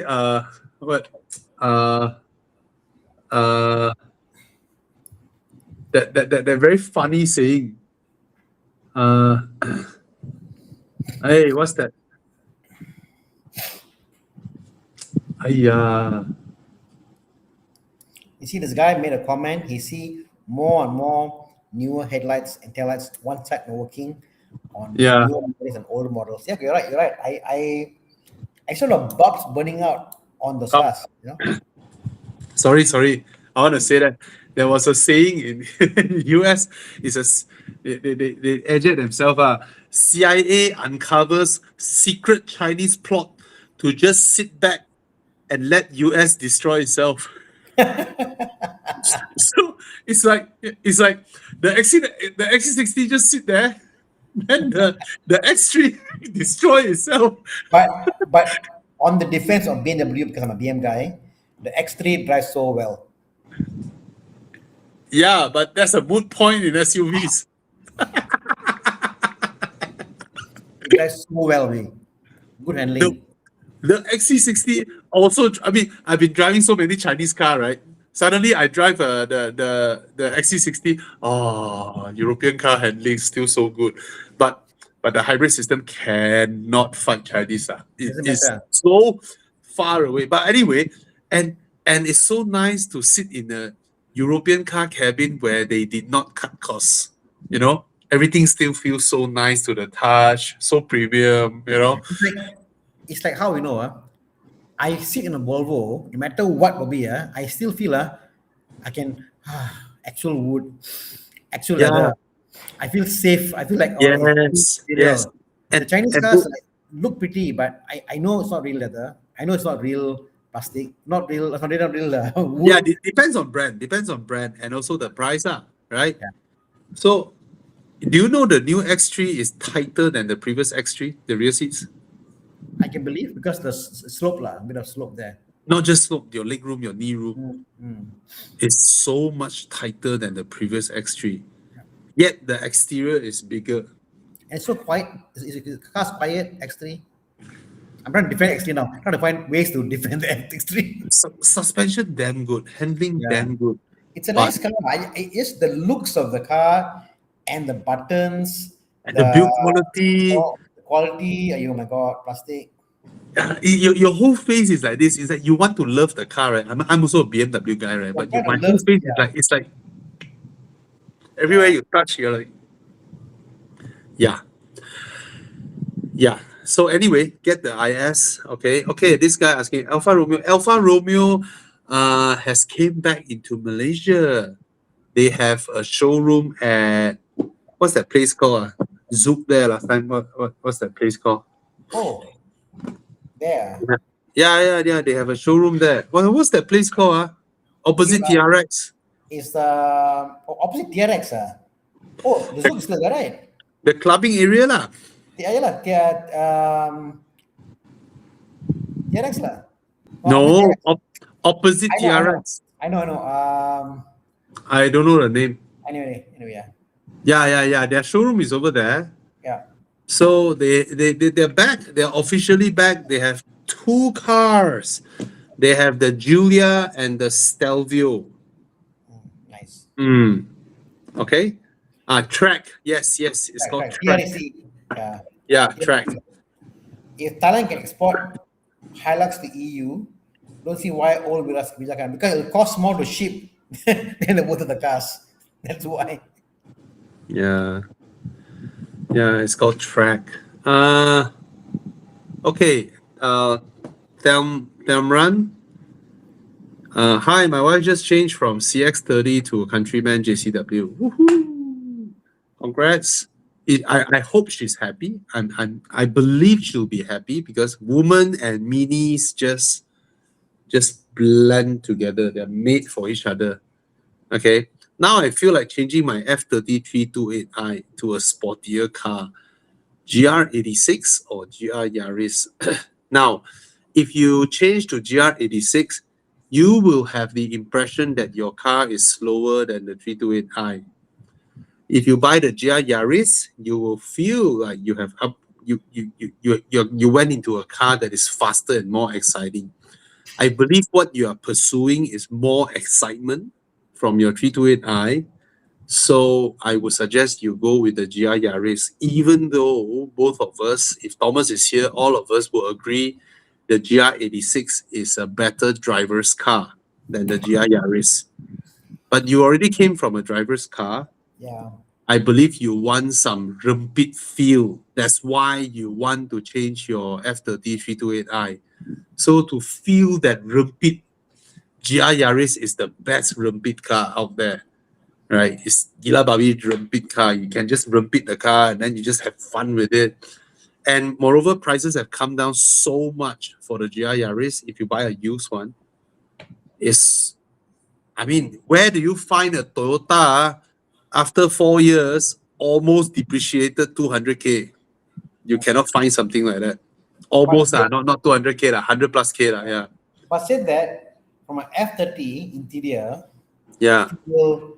build quality, to go to a GR Yaris, wow, bro. Wow. Yeah. The side skirt, you must be careful not to touch and break the side skirt. Bumper behind, be careful not to break, not to touch. Everything is flimsy. But I can feel he's not aftering that. He wants, he has this pent up racer boy he wants to unleash. That's why he asked this question. I think he'll be happier in a GR86 manual. Because at the end of the day, he still go to work, he still come back, he still must live a life. I think, yeah. Up to him. Yeah. I'm more uncle than Bobby. So I I also prefer the GR86. Just that the GR Yaris, I felt at this juncture suits him, and he can always sell it back easily. And the car has already depreciated. Sorry? Yeah. I love the GR Yaris, but I can't see myself driving it daily. Yeah, me too. I can't. But now that the GR Yaris has come down to like 130, 140, some are 150k, right? You are in a situation whereby I think for the next 2 years they won't continue to depreciate. They will just hold until they are more than 10 years old. So you can buy one now, a used one, 140k, let's say, enjoy the car for 1 year, 1.5 years, right? You might be able to still sell back at around this price. Okay. I think he answered the question already. He said he's work from home. So only weekend car. Yeah, so you can have fun. Okay. Although the GR is a newer car, I know. Yeah. Apa lagi? How about this X3 xDrive 3.0 previous gen versus a GL 300 4MATIC versus a Volvo X60 T8 facelift. Wow, really? A 60-year-old semi-retirement guy. I want you to have less problem in your life. I want you to have a nice comfort feeling, good on your back, easy to get in, come out. Your wife looks good in the car. I don't know lah. I love the X3, but my mind says GLC. I don't know why. For some reason. Yeah. XC60, the thing is, this is a plug-in hybrid law.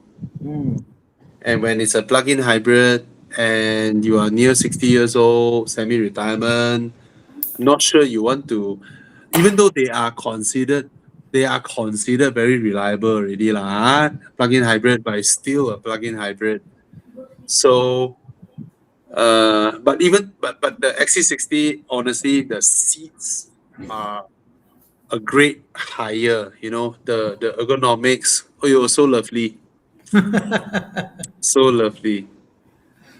Yeah. So I believe you will like the interior of the XC60, and it's so comfortable, so soothing, so nice. All three are great cars, man, actually. Have you thought of a Lexus? Yeah. Have you thought of a Lexus? Yeah. A Lexus will be... Yeah, you don't have to deal with anything. Yeah. Yeah, if you get yourself a Lexus. The guy earlier we spoke about the GR. He drove, wife happy with the Countryman. Thank you, Bobby. He's driven the GR, Yaris in Japan earlier this year, found too stiff. The base GR Yaris, how will it be? Not as stiff, but still stiff. It's still a race car kind of feel. Yeah. If you want actual comfortable suspension, still a driver's car. The GR86 is Yeah. way better. I can see myself driving the GR86 manual every day. Daily for I work. can daily, anywhere, Yeah. fun, whatever. I can see myself being in the car comfortable, Yeah. no issue whatsoever. It's fantastic. It's I all right. can deal with traffic jam in that manual gearbox. No issue. Such a nice manual shifter. Mm. Buy that if you ask me lah. It's a much modern product lah. It's I can't even compare because the GR86 is like the GR86 is more like it's iconic, it's nice, it's fantastic, but Mm. your other option is a much more modern car. So I cannot not buy the GR86. Yeah. Yeah. Very nice. The GR86. Okay. Our friend says which Lexus? The SUVs though that are around that price point will be the NX, right? The Lexus NX. If your budget allows the Lexus RX, then of course the RX is nice for semi-retirement guy. Let's see nowadays these cars you cannot guess what's the number behind anymore. They simply charge 450 lah, 500 lah, 350 lah. True. Which is which? Ayo. Can't they just be honest with their badging? I give up. Is it RX 300? No.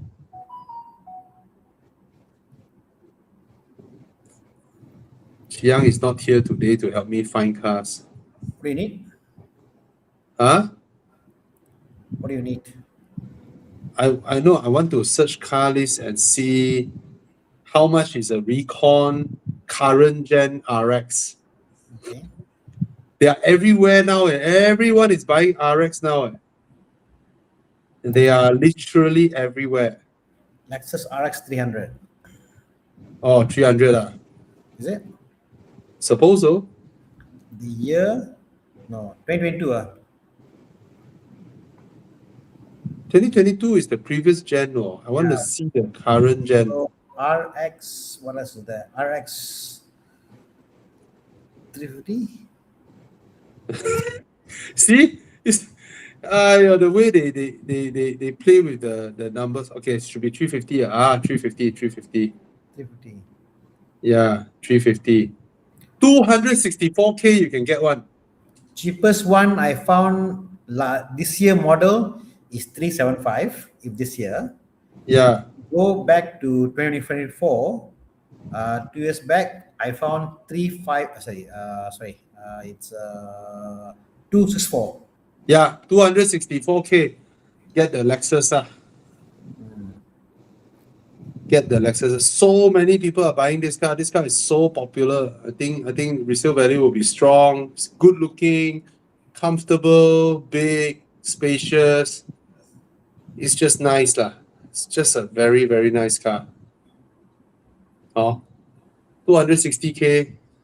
And Lexus, you can buy Recon. There's no worries about it. Yeah. 250K, 300. Okay, long. Oh. Singapore question. Mazda 6 GL. Good price with 2 years left on COE. Engine mount control arm seems have wear and tear. Come to Malaysia and do. It is advisable to change some considering keep for 2 years. Yeah, lor. Why not? I can't believe because they don't drive as much, the concern is should I change it because for 2 years the mount and control for us okay no problem, let's just change it. It's not even a question. Actually, I find Singapore car market is very, very interesting now because we Malaysians like to laugh at the price of cars, right? But because of the way Singapore functions, right, everything revolves around the COE, and Singaporeans no longer look at the buying price of the car; they look at enter plus exit. And just the variance between the entry into obtaining the car and the exit and they can already calculate the exit is how much. So it's They fixed price. already know. Yeah, they already know. Because the car worth zero at the end of the day. Your only Yes. concern is the COE. I mean, I don't know how the calculation works out, but I find it fascinating for a car market that is supposedly expensive, but because you know your entry and your exit, you know you are only burning this amount, and that in turn makes it very different in terms of whether it's expensive or not. Because how expensive is a car is how much you burn, Yeah. and It they look becomes at the burn more of rate. it's like becomes of an expensed item Yeah, versus item that you actually capitalize. yeah. There's no Very interesting. you got no skin in the game because just whatever you pay is whatever you pay and that's it. Yeah. More. But anyway, if it is just okay, the good news is engine mount and control arms won't cause breakdowns. Yeah. You know? If you drive enough, it bothers you, change it. If you don't drive enough to go Thailand, whatever, then maybe not a issue, like, If your Mazda 6 comes with Bose sound system, then you just ramp up the volume lah, of your Oh, wait, music. let me answer this way. Okay, let me answer you scientifically here. When Yeah. should engine mount control arm be replaced? Okay, control arm, you got the ball joint and you got your bush end. Okay, if when you go over undulations and you hear metal sound like kadak kadak kadak, okay, that is because metal to metal hitting a ball joint, and that's still fine. But moment you brake the control arm and the car veers left or right, that's a bush that is gone. That one must change. So when the control arm impacts the way you brake and it veers left or right, must change. But when it's probably only sound because the ball joint bushing is gone, whatever, there's a metal to metal locking is there. That one is okay lah, fine lah, very annoying, but still okay. Okay, engine mount, simple. If you come to the point you brake and the RPM drops a lot because of the vibration, must change. If not, means you can still drive it low. Scientifically, that's my answer. Oh, Tana, you saw the news? Okay lah, this one we chat next time lah. We don't want to cut out people here. No, in our Jendela group chat, Oh, okay. the longhouse at Bukit Kiara, Yeah. Anwar solved their problem after 40 years. Oh, So they will be getting their house. fantastic. So the longhouse will become another luxury development. But at least they solved the problem for the longhouse people lah. They've been waiting for 40 years. Yeah, 40 years. In fact, people there mostly have moved out, but they're still staying there just to get the benefit. So yeah, it's a bit. Yeah. Okay lah, at least. But seriously, I think their predicament was from Mahathir years, right? I mean they waited 40 years. Oh my God. This is not how long they've been there. They've been there much longer, Bobby. They've been there much longer. It's 40 years of waiting. Oh my God. And you must imagine back then it was a estate and they were staying there and the history goes far. Like, Yeah lah. yeah. But okay lah, at least it's a high-end development under Pavilion Group, so okay lah. Yeah. I mean, Yeah. the whole concept, the whole thing about, I mean, Hey, Thomas is here. Faster, Yes. add him in. Hello. Thomas, Yay! Yo, bro! Hello. Just Yeah. Hello. hang out a bit before. Alpha Qualio.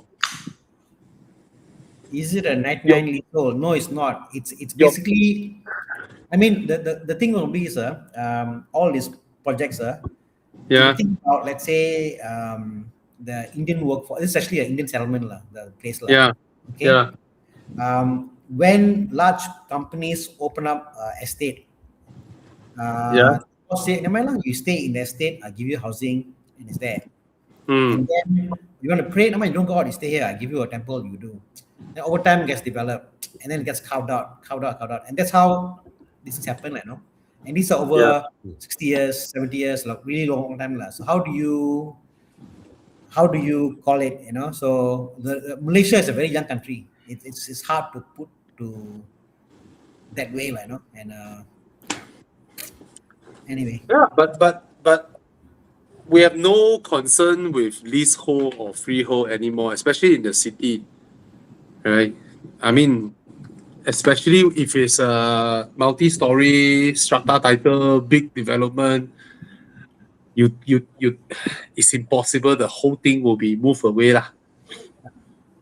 Once the leasehold is up, the government will just renew it. The good thing about Malaysian government is they U-turn when people are not happy. Even though people like to laugh at our government, say, "Oh, always U-turn," but can you imagine a government that is willing to U-turn because of online voices? That is something very rare. You look at European so-called democratic, right? Bullshit. Once they win the election, the next 4 years they operate like dictators. Right? Yeah. Only 1 day of democracy and 4 years of dictatorship. Someone from my friend from Singapore said, whatever said and done, Malaysia boleh. And that is a true statement. If you have the willpower or whatever, there is always a way to make it work in Malaysia. If you want to work, you can find a business, you can do whatever. You want a way to government, you can still do it. And that's something that is true, lor. Yeah, imagine our government operate like Singapore, very strict. Everything they decide, they bulldoze ahead. No way. We make noise, everyone complain, government U-turn. Which is okay. I don't mind. I don't mind. Yeah, I don't mind. I don't mind a government that U-turns. Seriously. Especially now, because we actually have a change in power each time. So each election, we don't know. Yeah. So like before was one party. Now it's like there could be a change. So people are on their toes more than before. So Yeah. It's healthy now. Anyway, where is Tana's workshop? There is one in USJ, one in Ara Damansara. But Ara Damansara is specialized on Porsches. Yeah, that one no walk-in. That one is purely for long-term projects, rebuilds, and all that stuff. Oh, yo, no walk-in. Oh. Don't come see me there. That's why we try to fix old cars. Yeah. Wow, Bobby, I'll show you a picture later. I got one barn find. Oh my god, it's like the. Okay, I got a question for Thomas to answer. Now I got a question for Thomas to answer. Which is a better drive, 458 Italia or GT3? Fucker. Answer here. Help Mr. Yang Wei 3647. You should get a 4-door sedan. You. What the hell? Don't like that. I know you have risen above the level of 458 and GT3. Can you help someone? Fucker. Yeah, He's so stressed. Almost long day. Tired, just tired. Tired. You mean that he like F, all the F bomb coming out. Thomas, come. You have driven both. I didn't say cars. F. So you help him, can or not? Which one is a better drive? If it's 991.1, 991.2, the 911 is the faster car. Which one more fun to drive? Easier to drive also. GT3 can be a bit tricky to drive, actually. How tricky? Huh? How tricky? If you go uphill, Genting, you drive GT3, the front, like, you know how 911s are, right? It's a bit more tricky, you must drive cleaner. The Italia can take nonsense a bit with engine, carry more speed. I think the Italia is more fun to drive. Okay. A lot more fun to drive. Yeah. Okay. Better to drive. I don't know how you define what is better. Easier to drive. Okay, let's just redefine this. Today is Saturday night. Tomorrow you're going to Genting. Just pick one car to go up. Italia. 991.2. Italia. GT3. Are they answer already? Okay, finish. Okay. Okay. Finish. I give a whole scenario for him to answer the question. Very good scenario. Yeah. I only know the Italia is more comfy. Oh yeah, it is more comfortable. but it is also more problematic. Prepare for your windscreen, your reverse, the mirror to drop off when you're driving. Okay, give you an scenario. Tomorrow, Bobby said, Thomas, we're going to Phuket. Ah, You must pick your GT3 or your 458. What do you pick? but Really sweet, really, it's very comfortable. It's very nice. It's so plush. Suspension is so plush. It's No, like amazing. reliability, long distance. 458, right, has this feeling the car rotate around you. The GT3 doesn't have. GT3 is a bit like gangster. You have to Yeah. turn. Once the car rotate, you hit the throttle, then you get the rear to come like that. Like, you know, I know, just a bit more like German or like, you know what I mean? Right? Okay. Italia got this like beautiful road. The car roll around you. It was like, wow, very nice. Yeah. Mm. Yeah, and on highway comfortable, you know. Yeah. Sounds Okay. good. 600K budget for an SUV. I've Walao. narrowed down to RSQ8 or a Range Rover Sport P400. Range Rover Sport Oh, P400. Range Rover, man. So gangster, man. I love the Range Rover. What's with all these codes? It's the engine. Lah. P400. I think Tana also will go for Range Rover, even though it's the Audi lover.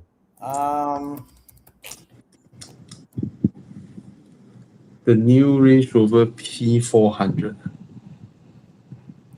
Range Rover Sport P4. Well, that's how it looks. I would The new 5 The liter. new J-Cool J9. I would prefer the 5 liter supercharged. You know? I think the car, the nicer car to drive is the RSQ8 lah. Yeah. Range Rovers were never nice to drive, but it is a Range Rover. Range Rover you buy, they don't know whether you have a 150K car or 500K car because like, it's a big range. Everything is, you know. The Range Rover Sport ma. Sport is big ma. Yes, it's big, but there's a big range of the same big cars of what they are. I mean, they're nice cars, but my only gripe with Range Rover is there are plastics in their engine bay. Oh my god. Really bad lah. Very brittle, the coolant hoses, expensive and all that, you know. But say that Audi will be like for one coolant hose, there'll be like 5 different clippings, five different. Oh, bro, this is the one, right? This is the one where they used to have a very nice interior. Then they go and update the interior, remove all the buttons, and turn the interior into a Tesla look-alike interior. iPad. See? It looks like a Tesla now, the interior. It used to be quite nice one, you know, the interior. But regardless, I think I like the brand. I love the Range Rover. Yeah, very gangster. Yeah. It looks very good. Yeah, very gangster. It's black color, you know. Why they go and do that? The interior. How much is the Urus, sir? Urus 1.1 mil still there. So never drop below 1 mil. Very, very strong resale value. It's strong, huh? I mean, after it dropped to 1 million plus, it sort of just hold there. Yeah, so 1.2 million. Wow. Crazy, yeah. Damn strong resale. It is a very good looking Volkswagen. There's one for 820K. 820 got. Got man. Still, 6-year-old wait. It's a very good looking Volkswagen. Bro, the 820K duty unpaid. Yeah, that's what I was saying. What the heck, way? Damn strong value this car. Yeah, it's a Lamborghini. Crazy, man. Full value. Yeah. That's crazy. Okay, and that's all. We say Range Rover. Yeah. Okay.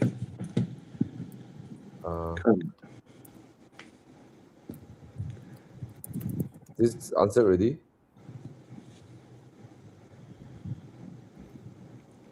Okay, that between these two cars, one of it is a real AMG. Which is the real AMG? Looking at the 207 GLA 45 or C43. Which is the real AMG? Not the C43. Yeah. C43 is not the real AMG. But it's a good bargain, huh? For It is. this price. But I I prefer don't the C43 engine more than the A45 engine. Same. Yeah, the GLA is really small. Yeah, I think the C43 lah. Personally, I don't like both cars, but I have to choose one. C43 lor. Engine is nice, fast as hell, sounds great. Just don't expect the car to handle corners well and fun. All right. 500K, the RSQ8. Oh, just now that two cars, I think I'll definitely pick the RSQ8. Even though I don't really like how it looks compared to the Range Rover. It's basically a Urus lah. So Yeah. It's a Urus. It's an Urus. Yeah. Why does someone say Thomas next car? Who is that? everybody wishing you to buy another car. That's why. Why Alfa Romeo no longer sold in Malaysia? Oh, okay. Okay, this guy was thinking about buying the Inma 7 PHEV, but worries the battery long term would be an issue as a plan to use long term. Define long term, bro. How about 5 years? How about 7 years? Man. The battery warranty is still there for 7 years, so nothing to worry about right now. You're not gonna keep a car for 10 years or 15 years, so buy it, enjoy it, bro. My father is, by the way, on that note, right? My father had the J-Cool now for almost a year. Yeah. I think to a year already. He's very happy with the car. He's extremely happy with the J-Cool. he hardly pumps petrol, which he's very proud of. He finds it amusing that he doesn't have to pump petrol. Yeah, it's very comfortable. We drive to KL and back. He does it now more than the Cayman actually, because he just likes to feel that the car is very efficient. I don't know, something about people my dad's age very funny. It's a really good car. It's incredible. Yeah. Suddenly I feel old, Thomas. Suddenly I feel old because I remember the feeling I had. I was telling Bobby, driving my sister's City yesterday. I was like, wow, so fuel efficient. Wow, still full tank. Subang to KL, still full, still F. Wow. Then got slowly eco mode. I was like, look at the eco mode. I was like trying to hyper mode, like wow. So I became obsessed about how efficient can I be. So, yeah, I get it. It's nice. Yeah. You forgot Japanese car from F. They refuse to drop. They fake it. They fake it and then later they drop faster to catch up. I remember driving in Hokkaido. When the tank full, right, they want to move on. Then once it start moving, what the fuck? They are very smart because they know you look at your fuel gauge after you refuel fully, so they don't let it drop for the first few days. Yeah. Later on only they catch up. Only exception is the CX-5 Turbo. That one, no matter what you do, you press the car, it will drop. You can see I've never been in a car, let me think, except the RX-8. This one, when you press, like RX-8, baby, RX-8 from Ampang, I go to Gombak. You can see, can really see it moving, Crazy, man. So far, the only time I feel that was driving my McLaren. Yeah, bro. I pump full tank before I go Genting. Then it says, I'm cruising on the highway, right? Okay, 400 kilometers. Okay. Then I push, then reach to Jinsui. It left half tank and it says 80 kilometers left. When the turbo spool, man. And this is around 100, is it? Or 97 or? 97, 98 lah. Usually pump 98. But you see, man, when it pulls, when it turbo spool, it just sucks all the petrol from your tank, man. It guzzles. You see, when people drive petrol cars, they understand our driving affects the range. Yes. Right? It's not your fuel tank has shrunk. But suddenly when they drive EV, right? Wow, the day when I bought brand new, the car, when I fully charged, the car says 600 km. Now the car only says 400 km. My battery has deteriorated. It's like, bro, it's your driving. You're Do right. you understand? It's your driving. Oh my God. Hi, people. Okay, if you had to pick between a JQ J5 and the new Atto 3, JQ J5. what would you pick? I think JQ or me. JQ. But the JQ is only petrol, right, in Malaysia? Yep. The J5 is only petrol. But different thing lah. One is a EV law. EV, you can enjoy the EV thing law. And Atto 3 is really, I don't know, compared to the interior, everything, size. I mean, JQ is. Hey, you got the guitar string, Atto drung, drung. Still there. Yeah, still there. Oh, I thought by now remove already. Yeah, but the Atto 3 looks good lah, exterior wise, you know. I So, do like I the mean- way it is softer suspension a bit. I do like Yeah, so I mean, I don't think you're making a wrong choice for either one lah. Seriously, right? You go and test drive both, decide. Then you think back how you use your car for the past week, the previous week. You know, if the EV fits, then okay lah. But if it is your only car, then you have to take note law. If when it's a big holiday, you have to go some far away place. You just imagine the queue at the chargers and all that, because Malaysia chargers are. It doesn't seem like they are increasing in charges. Yeah. It's sort of stopped there already. You know. Yep. I think Yeah. the whole EV scare thing make everyone like doubt whether they should buy it. Because the whole, what's the EV scare? I think they're supposed The to government give you policy lah, right? they wanted Yeah. to do something, so all the people who do EV stations like, hey, hold back. I mean, when they roti canai like that, right? That's when the U-turn thing is not good, right? If they roti canai like that, then where got people want to invest in chargers? If that's the Yep. case, you will never earn your money back by installing chargers in Malaysia because of the crazy bureaucracy needed just to install chargers, Yep. right? So, yeah, that's the thing lah. By the way, Is the S60 a good buy? Yes, it's a good car. is 2020 can get for what, like 98,000 or something Very like good car. Very good that. car. Bro. Handsome some more. Still very handsome today. Mm. Yeah.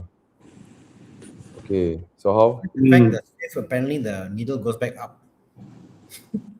Mm. Up one, you know. The Drop and go back up one. Wow. that one never Big deal. before. I know the total mileage will drop lah, like my McLaren or Porsche. Kan they go up, you know. Wow. Good. But What's your comment on Leapmotor maintenance? No idea. It's an EV. Leapmotors are cheap. At first, we all thought Leapmotor is like temporary, you know, new brand and all that. When suddenly they seal a deal with Stellantis. Now Leapmotor is like top 5 best selling. I think in China it's crazy. They're selling really, really well. So I definitely like the B10 over the Atto 3, even though the Atto 3 is not a bad car. And Seal 6 is very, very accomplished for its price and its comfort levels. But as a car with or without character, the Seal 6 has little character. Whereas the B10, I really like the B10, how it looks inside, outside, you know. So amongst these three, I will pick the B10. Okay, but of course, BYD has a larger network, more places to support you. I haven't even seen a Leapmotor dealership. I don't even know where they are. You know, the place where we pick up and return the Leapmotor test drive car, right, is in a Peugeot dealership. Can you imagine that? I don't even know how a Leapmotor showroom should look like. So the way they operate here is so macam recon dealer like that. Yeah.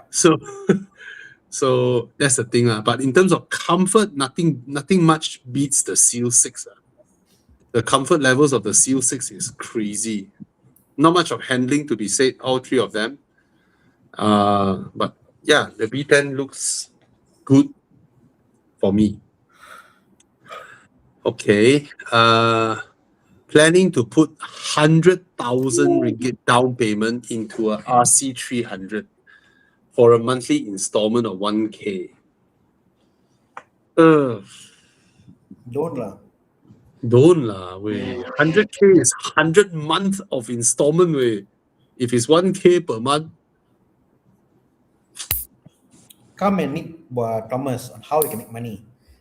I think, well, if he doesn't know what to do with his cash, then okay, lor, put down payment, or if he knows how to make money from his cash, then of course not very smart to put in the car, lah, right? yeah, You know, yeah. yeah.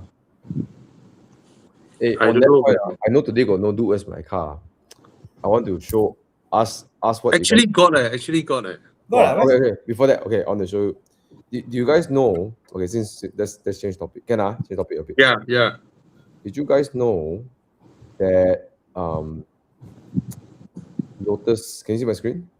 Yeah. Lotus 4-speed gearbox. Came out with a 420 Sport.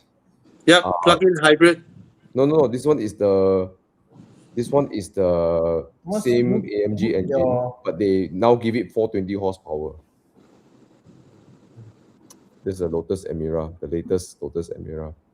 I thought they used the new engine horsepower train. No, this is still the AMG 2 liter.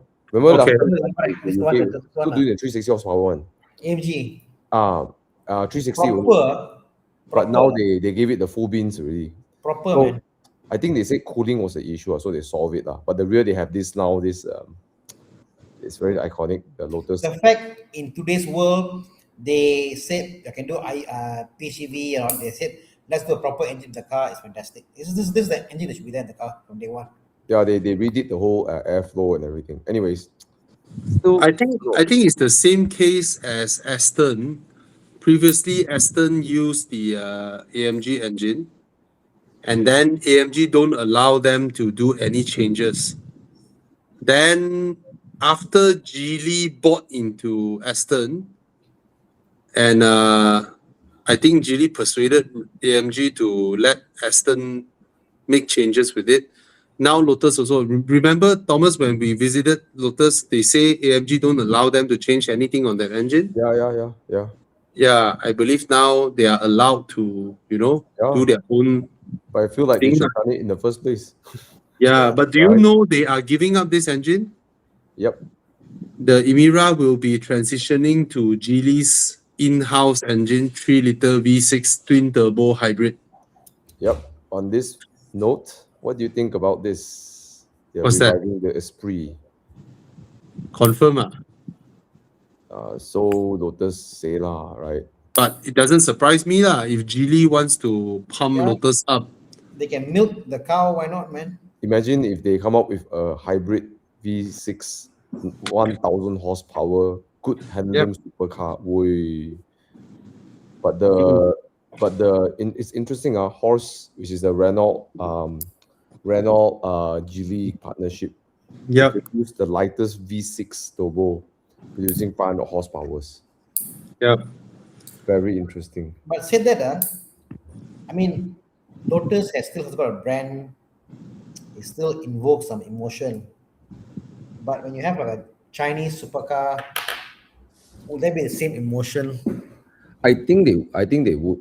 Handling for sure with Lotus work. I mean, for Lotus it works like, it's best of both worlds. Yeah, sound we don't know. We don't know. But like Xiaomi, no matter how well the car is, will the passion still be there? Will the emotion still be there?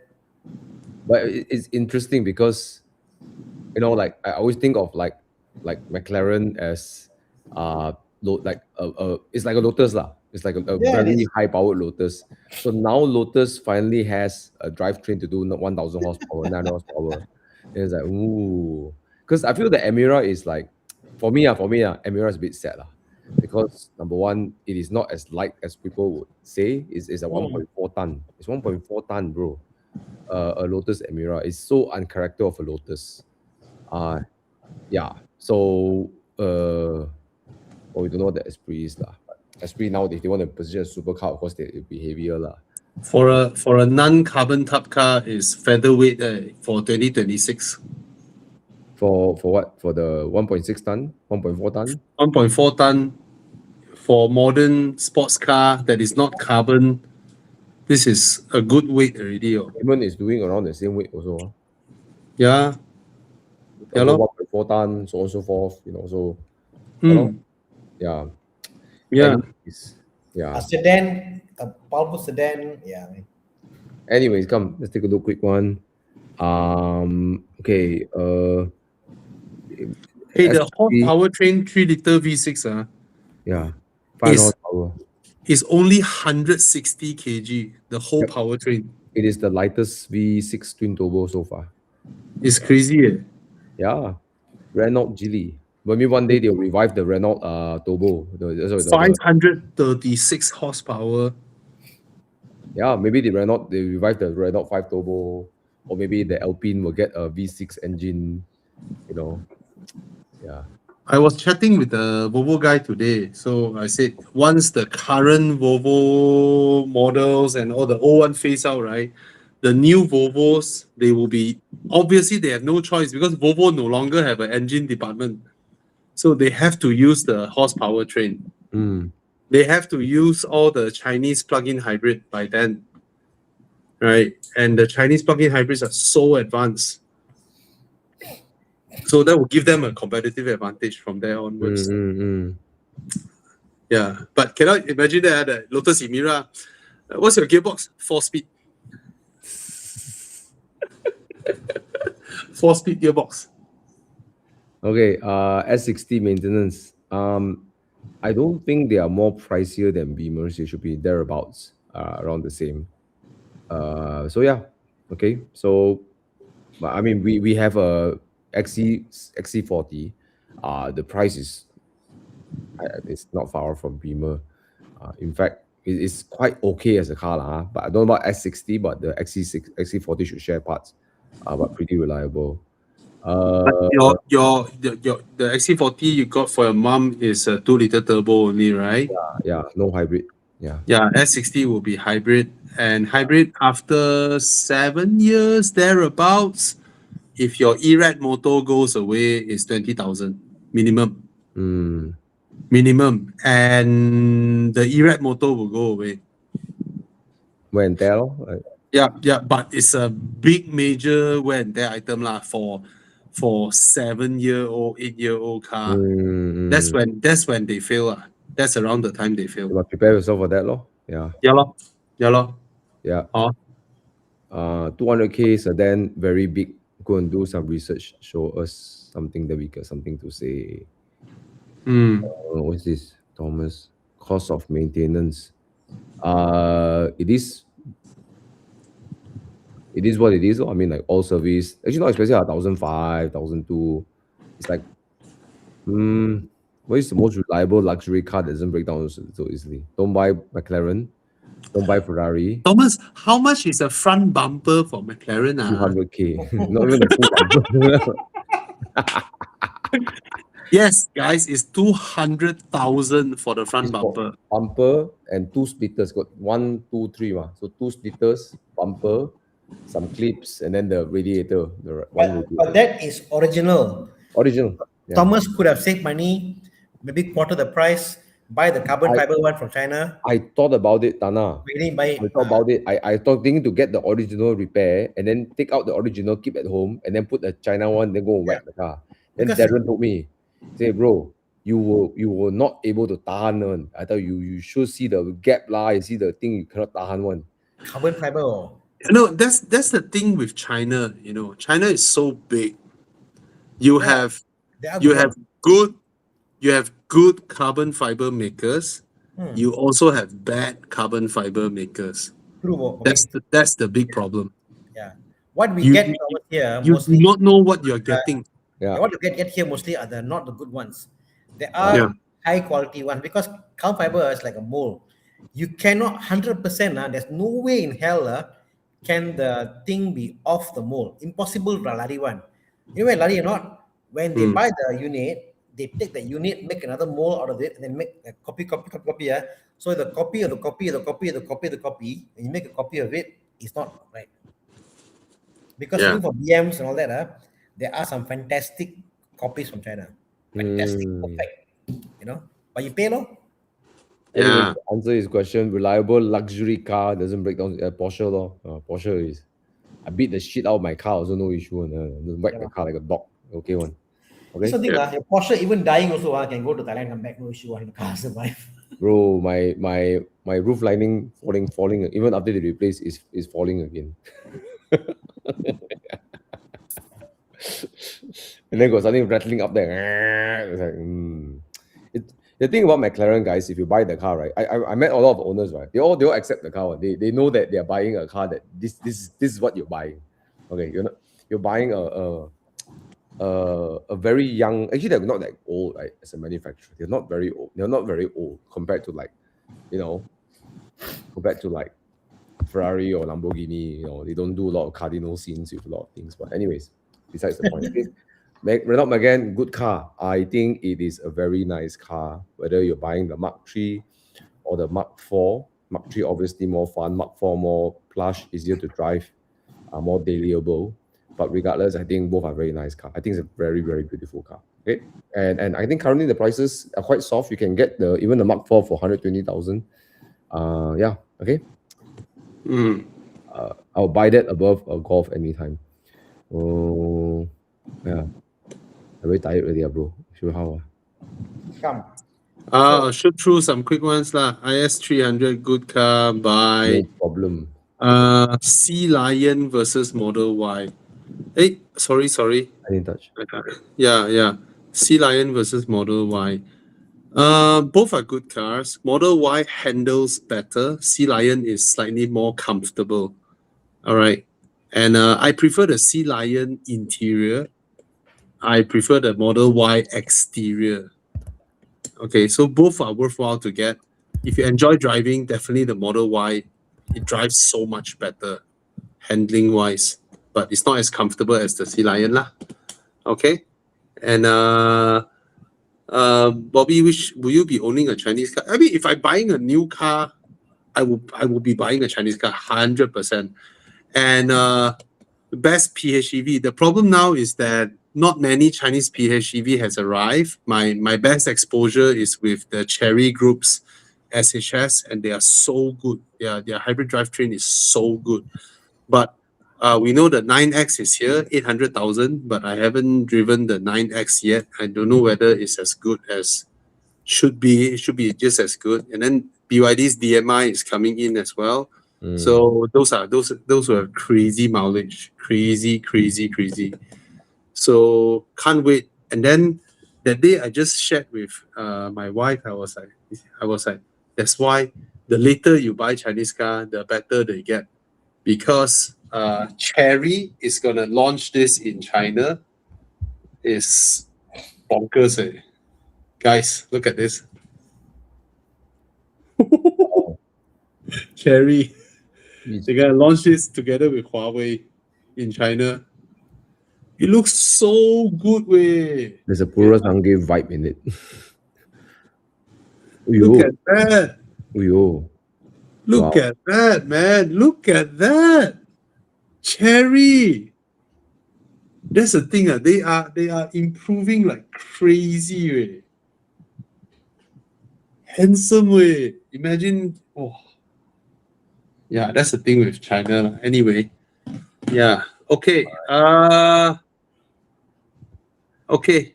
Did we if we skip any or whatever? Let's go into wait, bro. I'm tired, bro. Don't like that, bro. Let's start this. Okay, go fast. Okay, how to go next? I don't even know how to go next. I press for you. Okay. Man, All right. yeah. We didn't flash the QR code.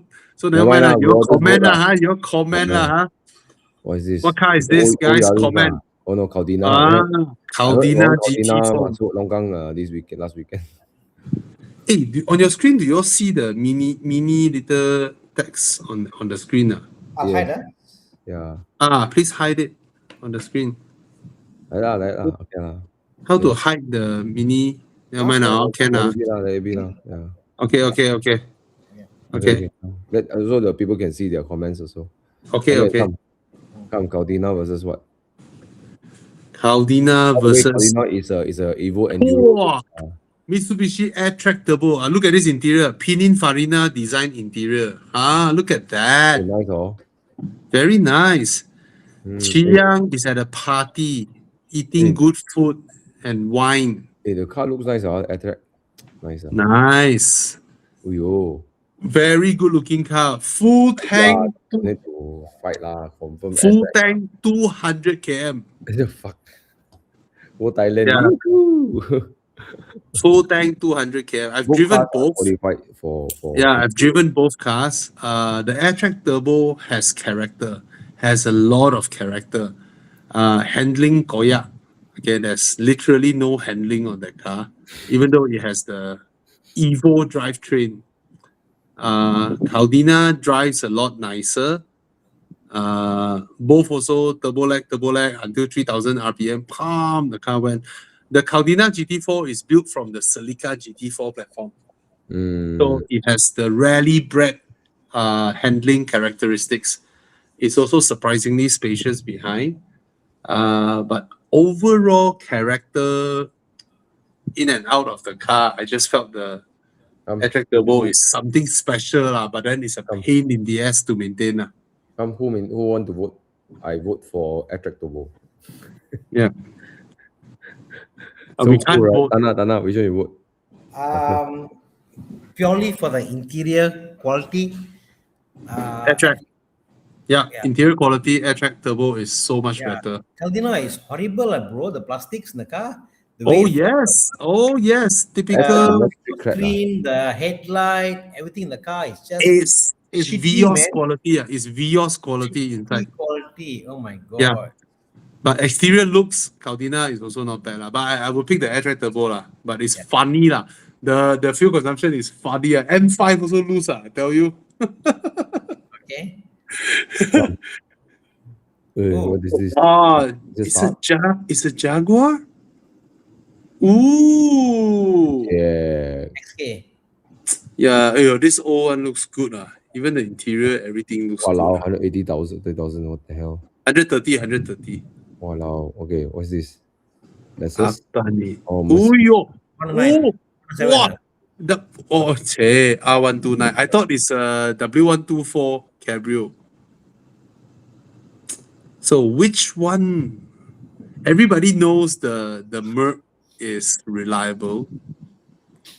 Cost more. Is it? Does it cost more?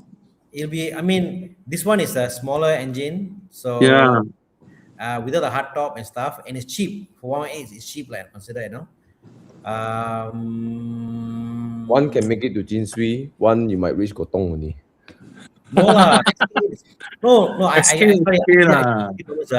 This engine from Jaguar is highly reliable. It's not the engine, other things. Wow, when I think of Jaguar handling, I'll pick the Jaguar. Yeah, this car handles well, drives well. Yep. I don't see an issue with the XK. Handling no fight. Jaguar lah. The R129 is nice, is solid, but it's not a handler in the way the Jaguar is. No way. It's not a sporty car to drive. The R129. I think more people vote for the guys. Just drop in the chat. What is your vote? Yeah. Just drop in your chat. I vote for the But the Mercedes is something right? Huh?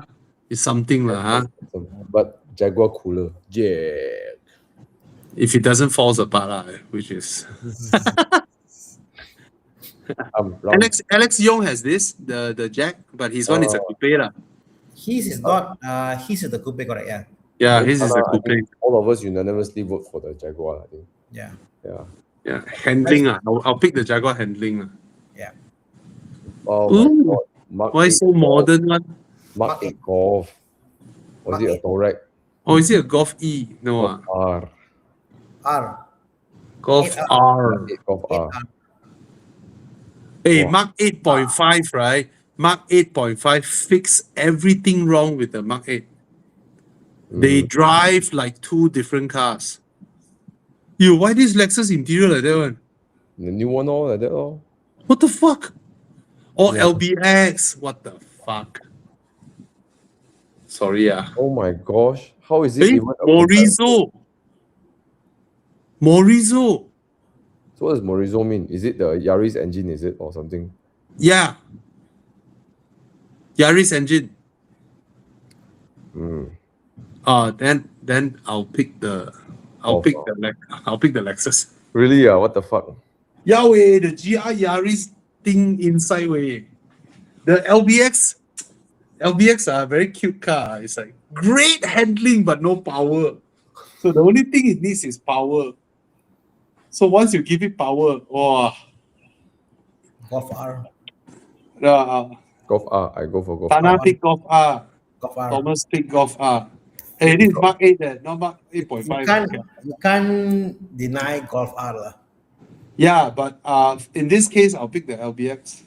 Only if there's a Magan in the picture. Yeah, pick Magan. Question: Is the LBX automatic or manual or manual? Automatic. 不知道 look at the photo. Auto lah, Auto. bro. Auto lah.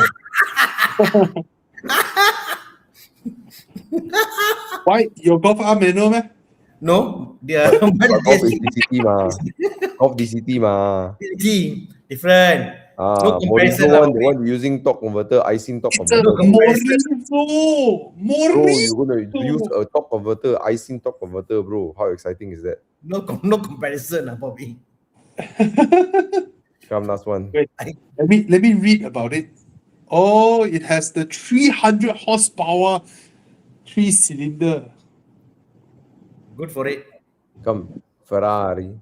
Ferrari. This is a Spells, Ferrari. Turbo. This is the turbo charged one. Wow, look at that. Either F8 or what? I don't know. I can't tell. Ditto. What's this? Could be a, yeah. There you go. 488 GTP. 488. So fast up to 900 plus. Why? Don't know why the wing everything make it look lala, a bit lala. Side skirt everything. Yeah, I don't like how this car drives. Porsche GT3 991.2 GT3 roll cage RS. Oh, RS 991.1 GT3. Well, this car suddenly hold value so well. Yep, 991.1 GT3. Yeah. I will pick the GT3 RS. Yeah. Which one would you enjoy in Enduro more? I feel better. I get a Porsche. Enduro. I want the one with sound. Everyone who went Enduro without sound regretted. The 488 sounds good inside, what? Right? In the car sounds not bad. No. No. But the GT3 I RS, agree. the rear glass are all plexiglass, so It's not enjoy bad, it's plexiglass behind, right? It's not bad, but it's not good also lah. It's not good. It's not good. If it's F8, then okay. F8. It's not Ferrari standard. That's the way I put it. It's Yeah. good. It's not I think Ferrari you- level. F8 is gooder. So much gooder. F8 is I so find much after gooder. 488, right, very like no pull anymore. After 488, really got no pull anymore. Even the F8 also is like, you know, for some reason we can accept turbocharging in McLaren, but we cannot accept turbocharging in Ferraris. McLaren, even though turbocharged, they actually sound very, very angry, It's like which Ferrari doesn't. McLaren Ferrari never just sounds muted. Ferrari just sounds muted. McLaren sounds. It just sounds like a angry bee lah. Angry. But not beautiful Angry. sound lah. It's not a beautiful sound lah. No, yes, it's not. But I guess because Ferrari, we came from the era of 458, 430, right? Yeah, 360. Yeah. Then you suddenly go Yeah. this way, it's like very hard there. The screaming flat plane crank V8. I mean, if Ferrari was just a fast car and was fast around corners and fast car, whatever, Yeah. anybody can make fast cars around corner, whatever can do that. But Ferrari's signature is a sound. You know, Yeah. see the same way McLaren, the signature is the handling. You know, even a slow Ferrari, I'll buy because the sound. I buy for the sound. I don't buy for the speed or whatever. It's purely the sound, how it makes a drop engine, what the sound it makes. You know, that is the whole thing about Ferrari. McLaren is for speed. You know, speed handling, whatever. You know, Yeah. Mm. so you cannot not have a Ferrari that doesn't sound good. Okay. So Gao Tim, yeah. Go team. Thank you, Thomas. Alright. Hooray! Good night, everyone. Congrats, Thomas, Congrats, what? I haven't Congrats. got my Italiano. for getting your Giulio. Italiano. Wait, Alfa Romeo Giulia Quadrifoglio. Alfa Romeo Giulio. Giulia Quadrifoglio. Or Alio. Alio Olio. Olio. Yeah. My car have to go back Langkawi soon, so have to enjoy this So weekend. fast, man, 1 month? Huh? My quota almost finished already, bro. Got to send back already. Your 90 days quota. Yeah lah, spend most of the time in the workshop. So for the whole year, Yeah, done already. so another half week can't use the car lah. No, must go Langkawi and drive lah. Oh well. Because of a monkey. Yeah. I know what you do, Thomas. You should open a workshop in Langkawi. Nah, I'm good. Good night, everybody. Good night. All right, guys. Thank you so much for joining us this week. Sorry that you guys can't vote, can't do anything this round. And thank you, Thomas. Thank you, Tana. Thank you, Tana, for holding the fort just now. No problem. My pleasure. Thank you. All right. Good night. Good night. Thank you, guys. Bye-bye. Cheers, bye. Bye. I'm the last here, so I should end the stream. Bobby never even end the stream. Okay. Cheers, guys. Bye.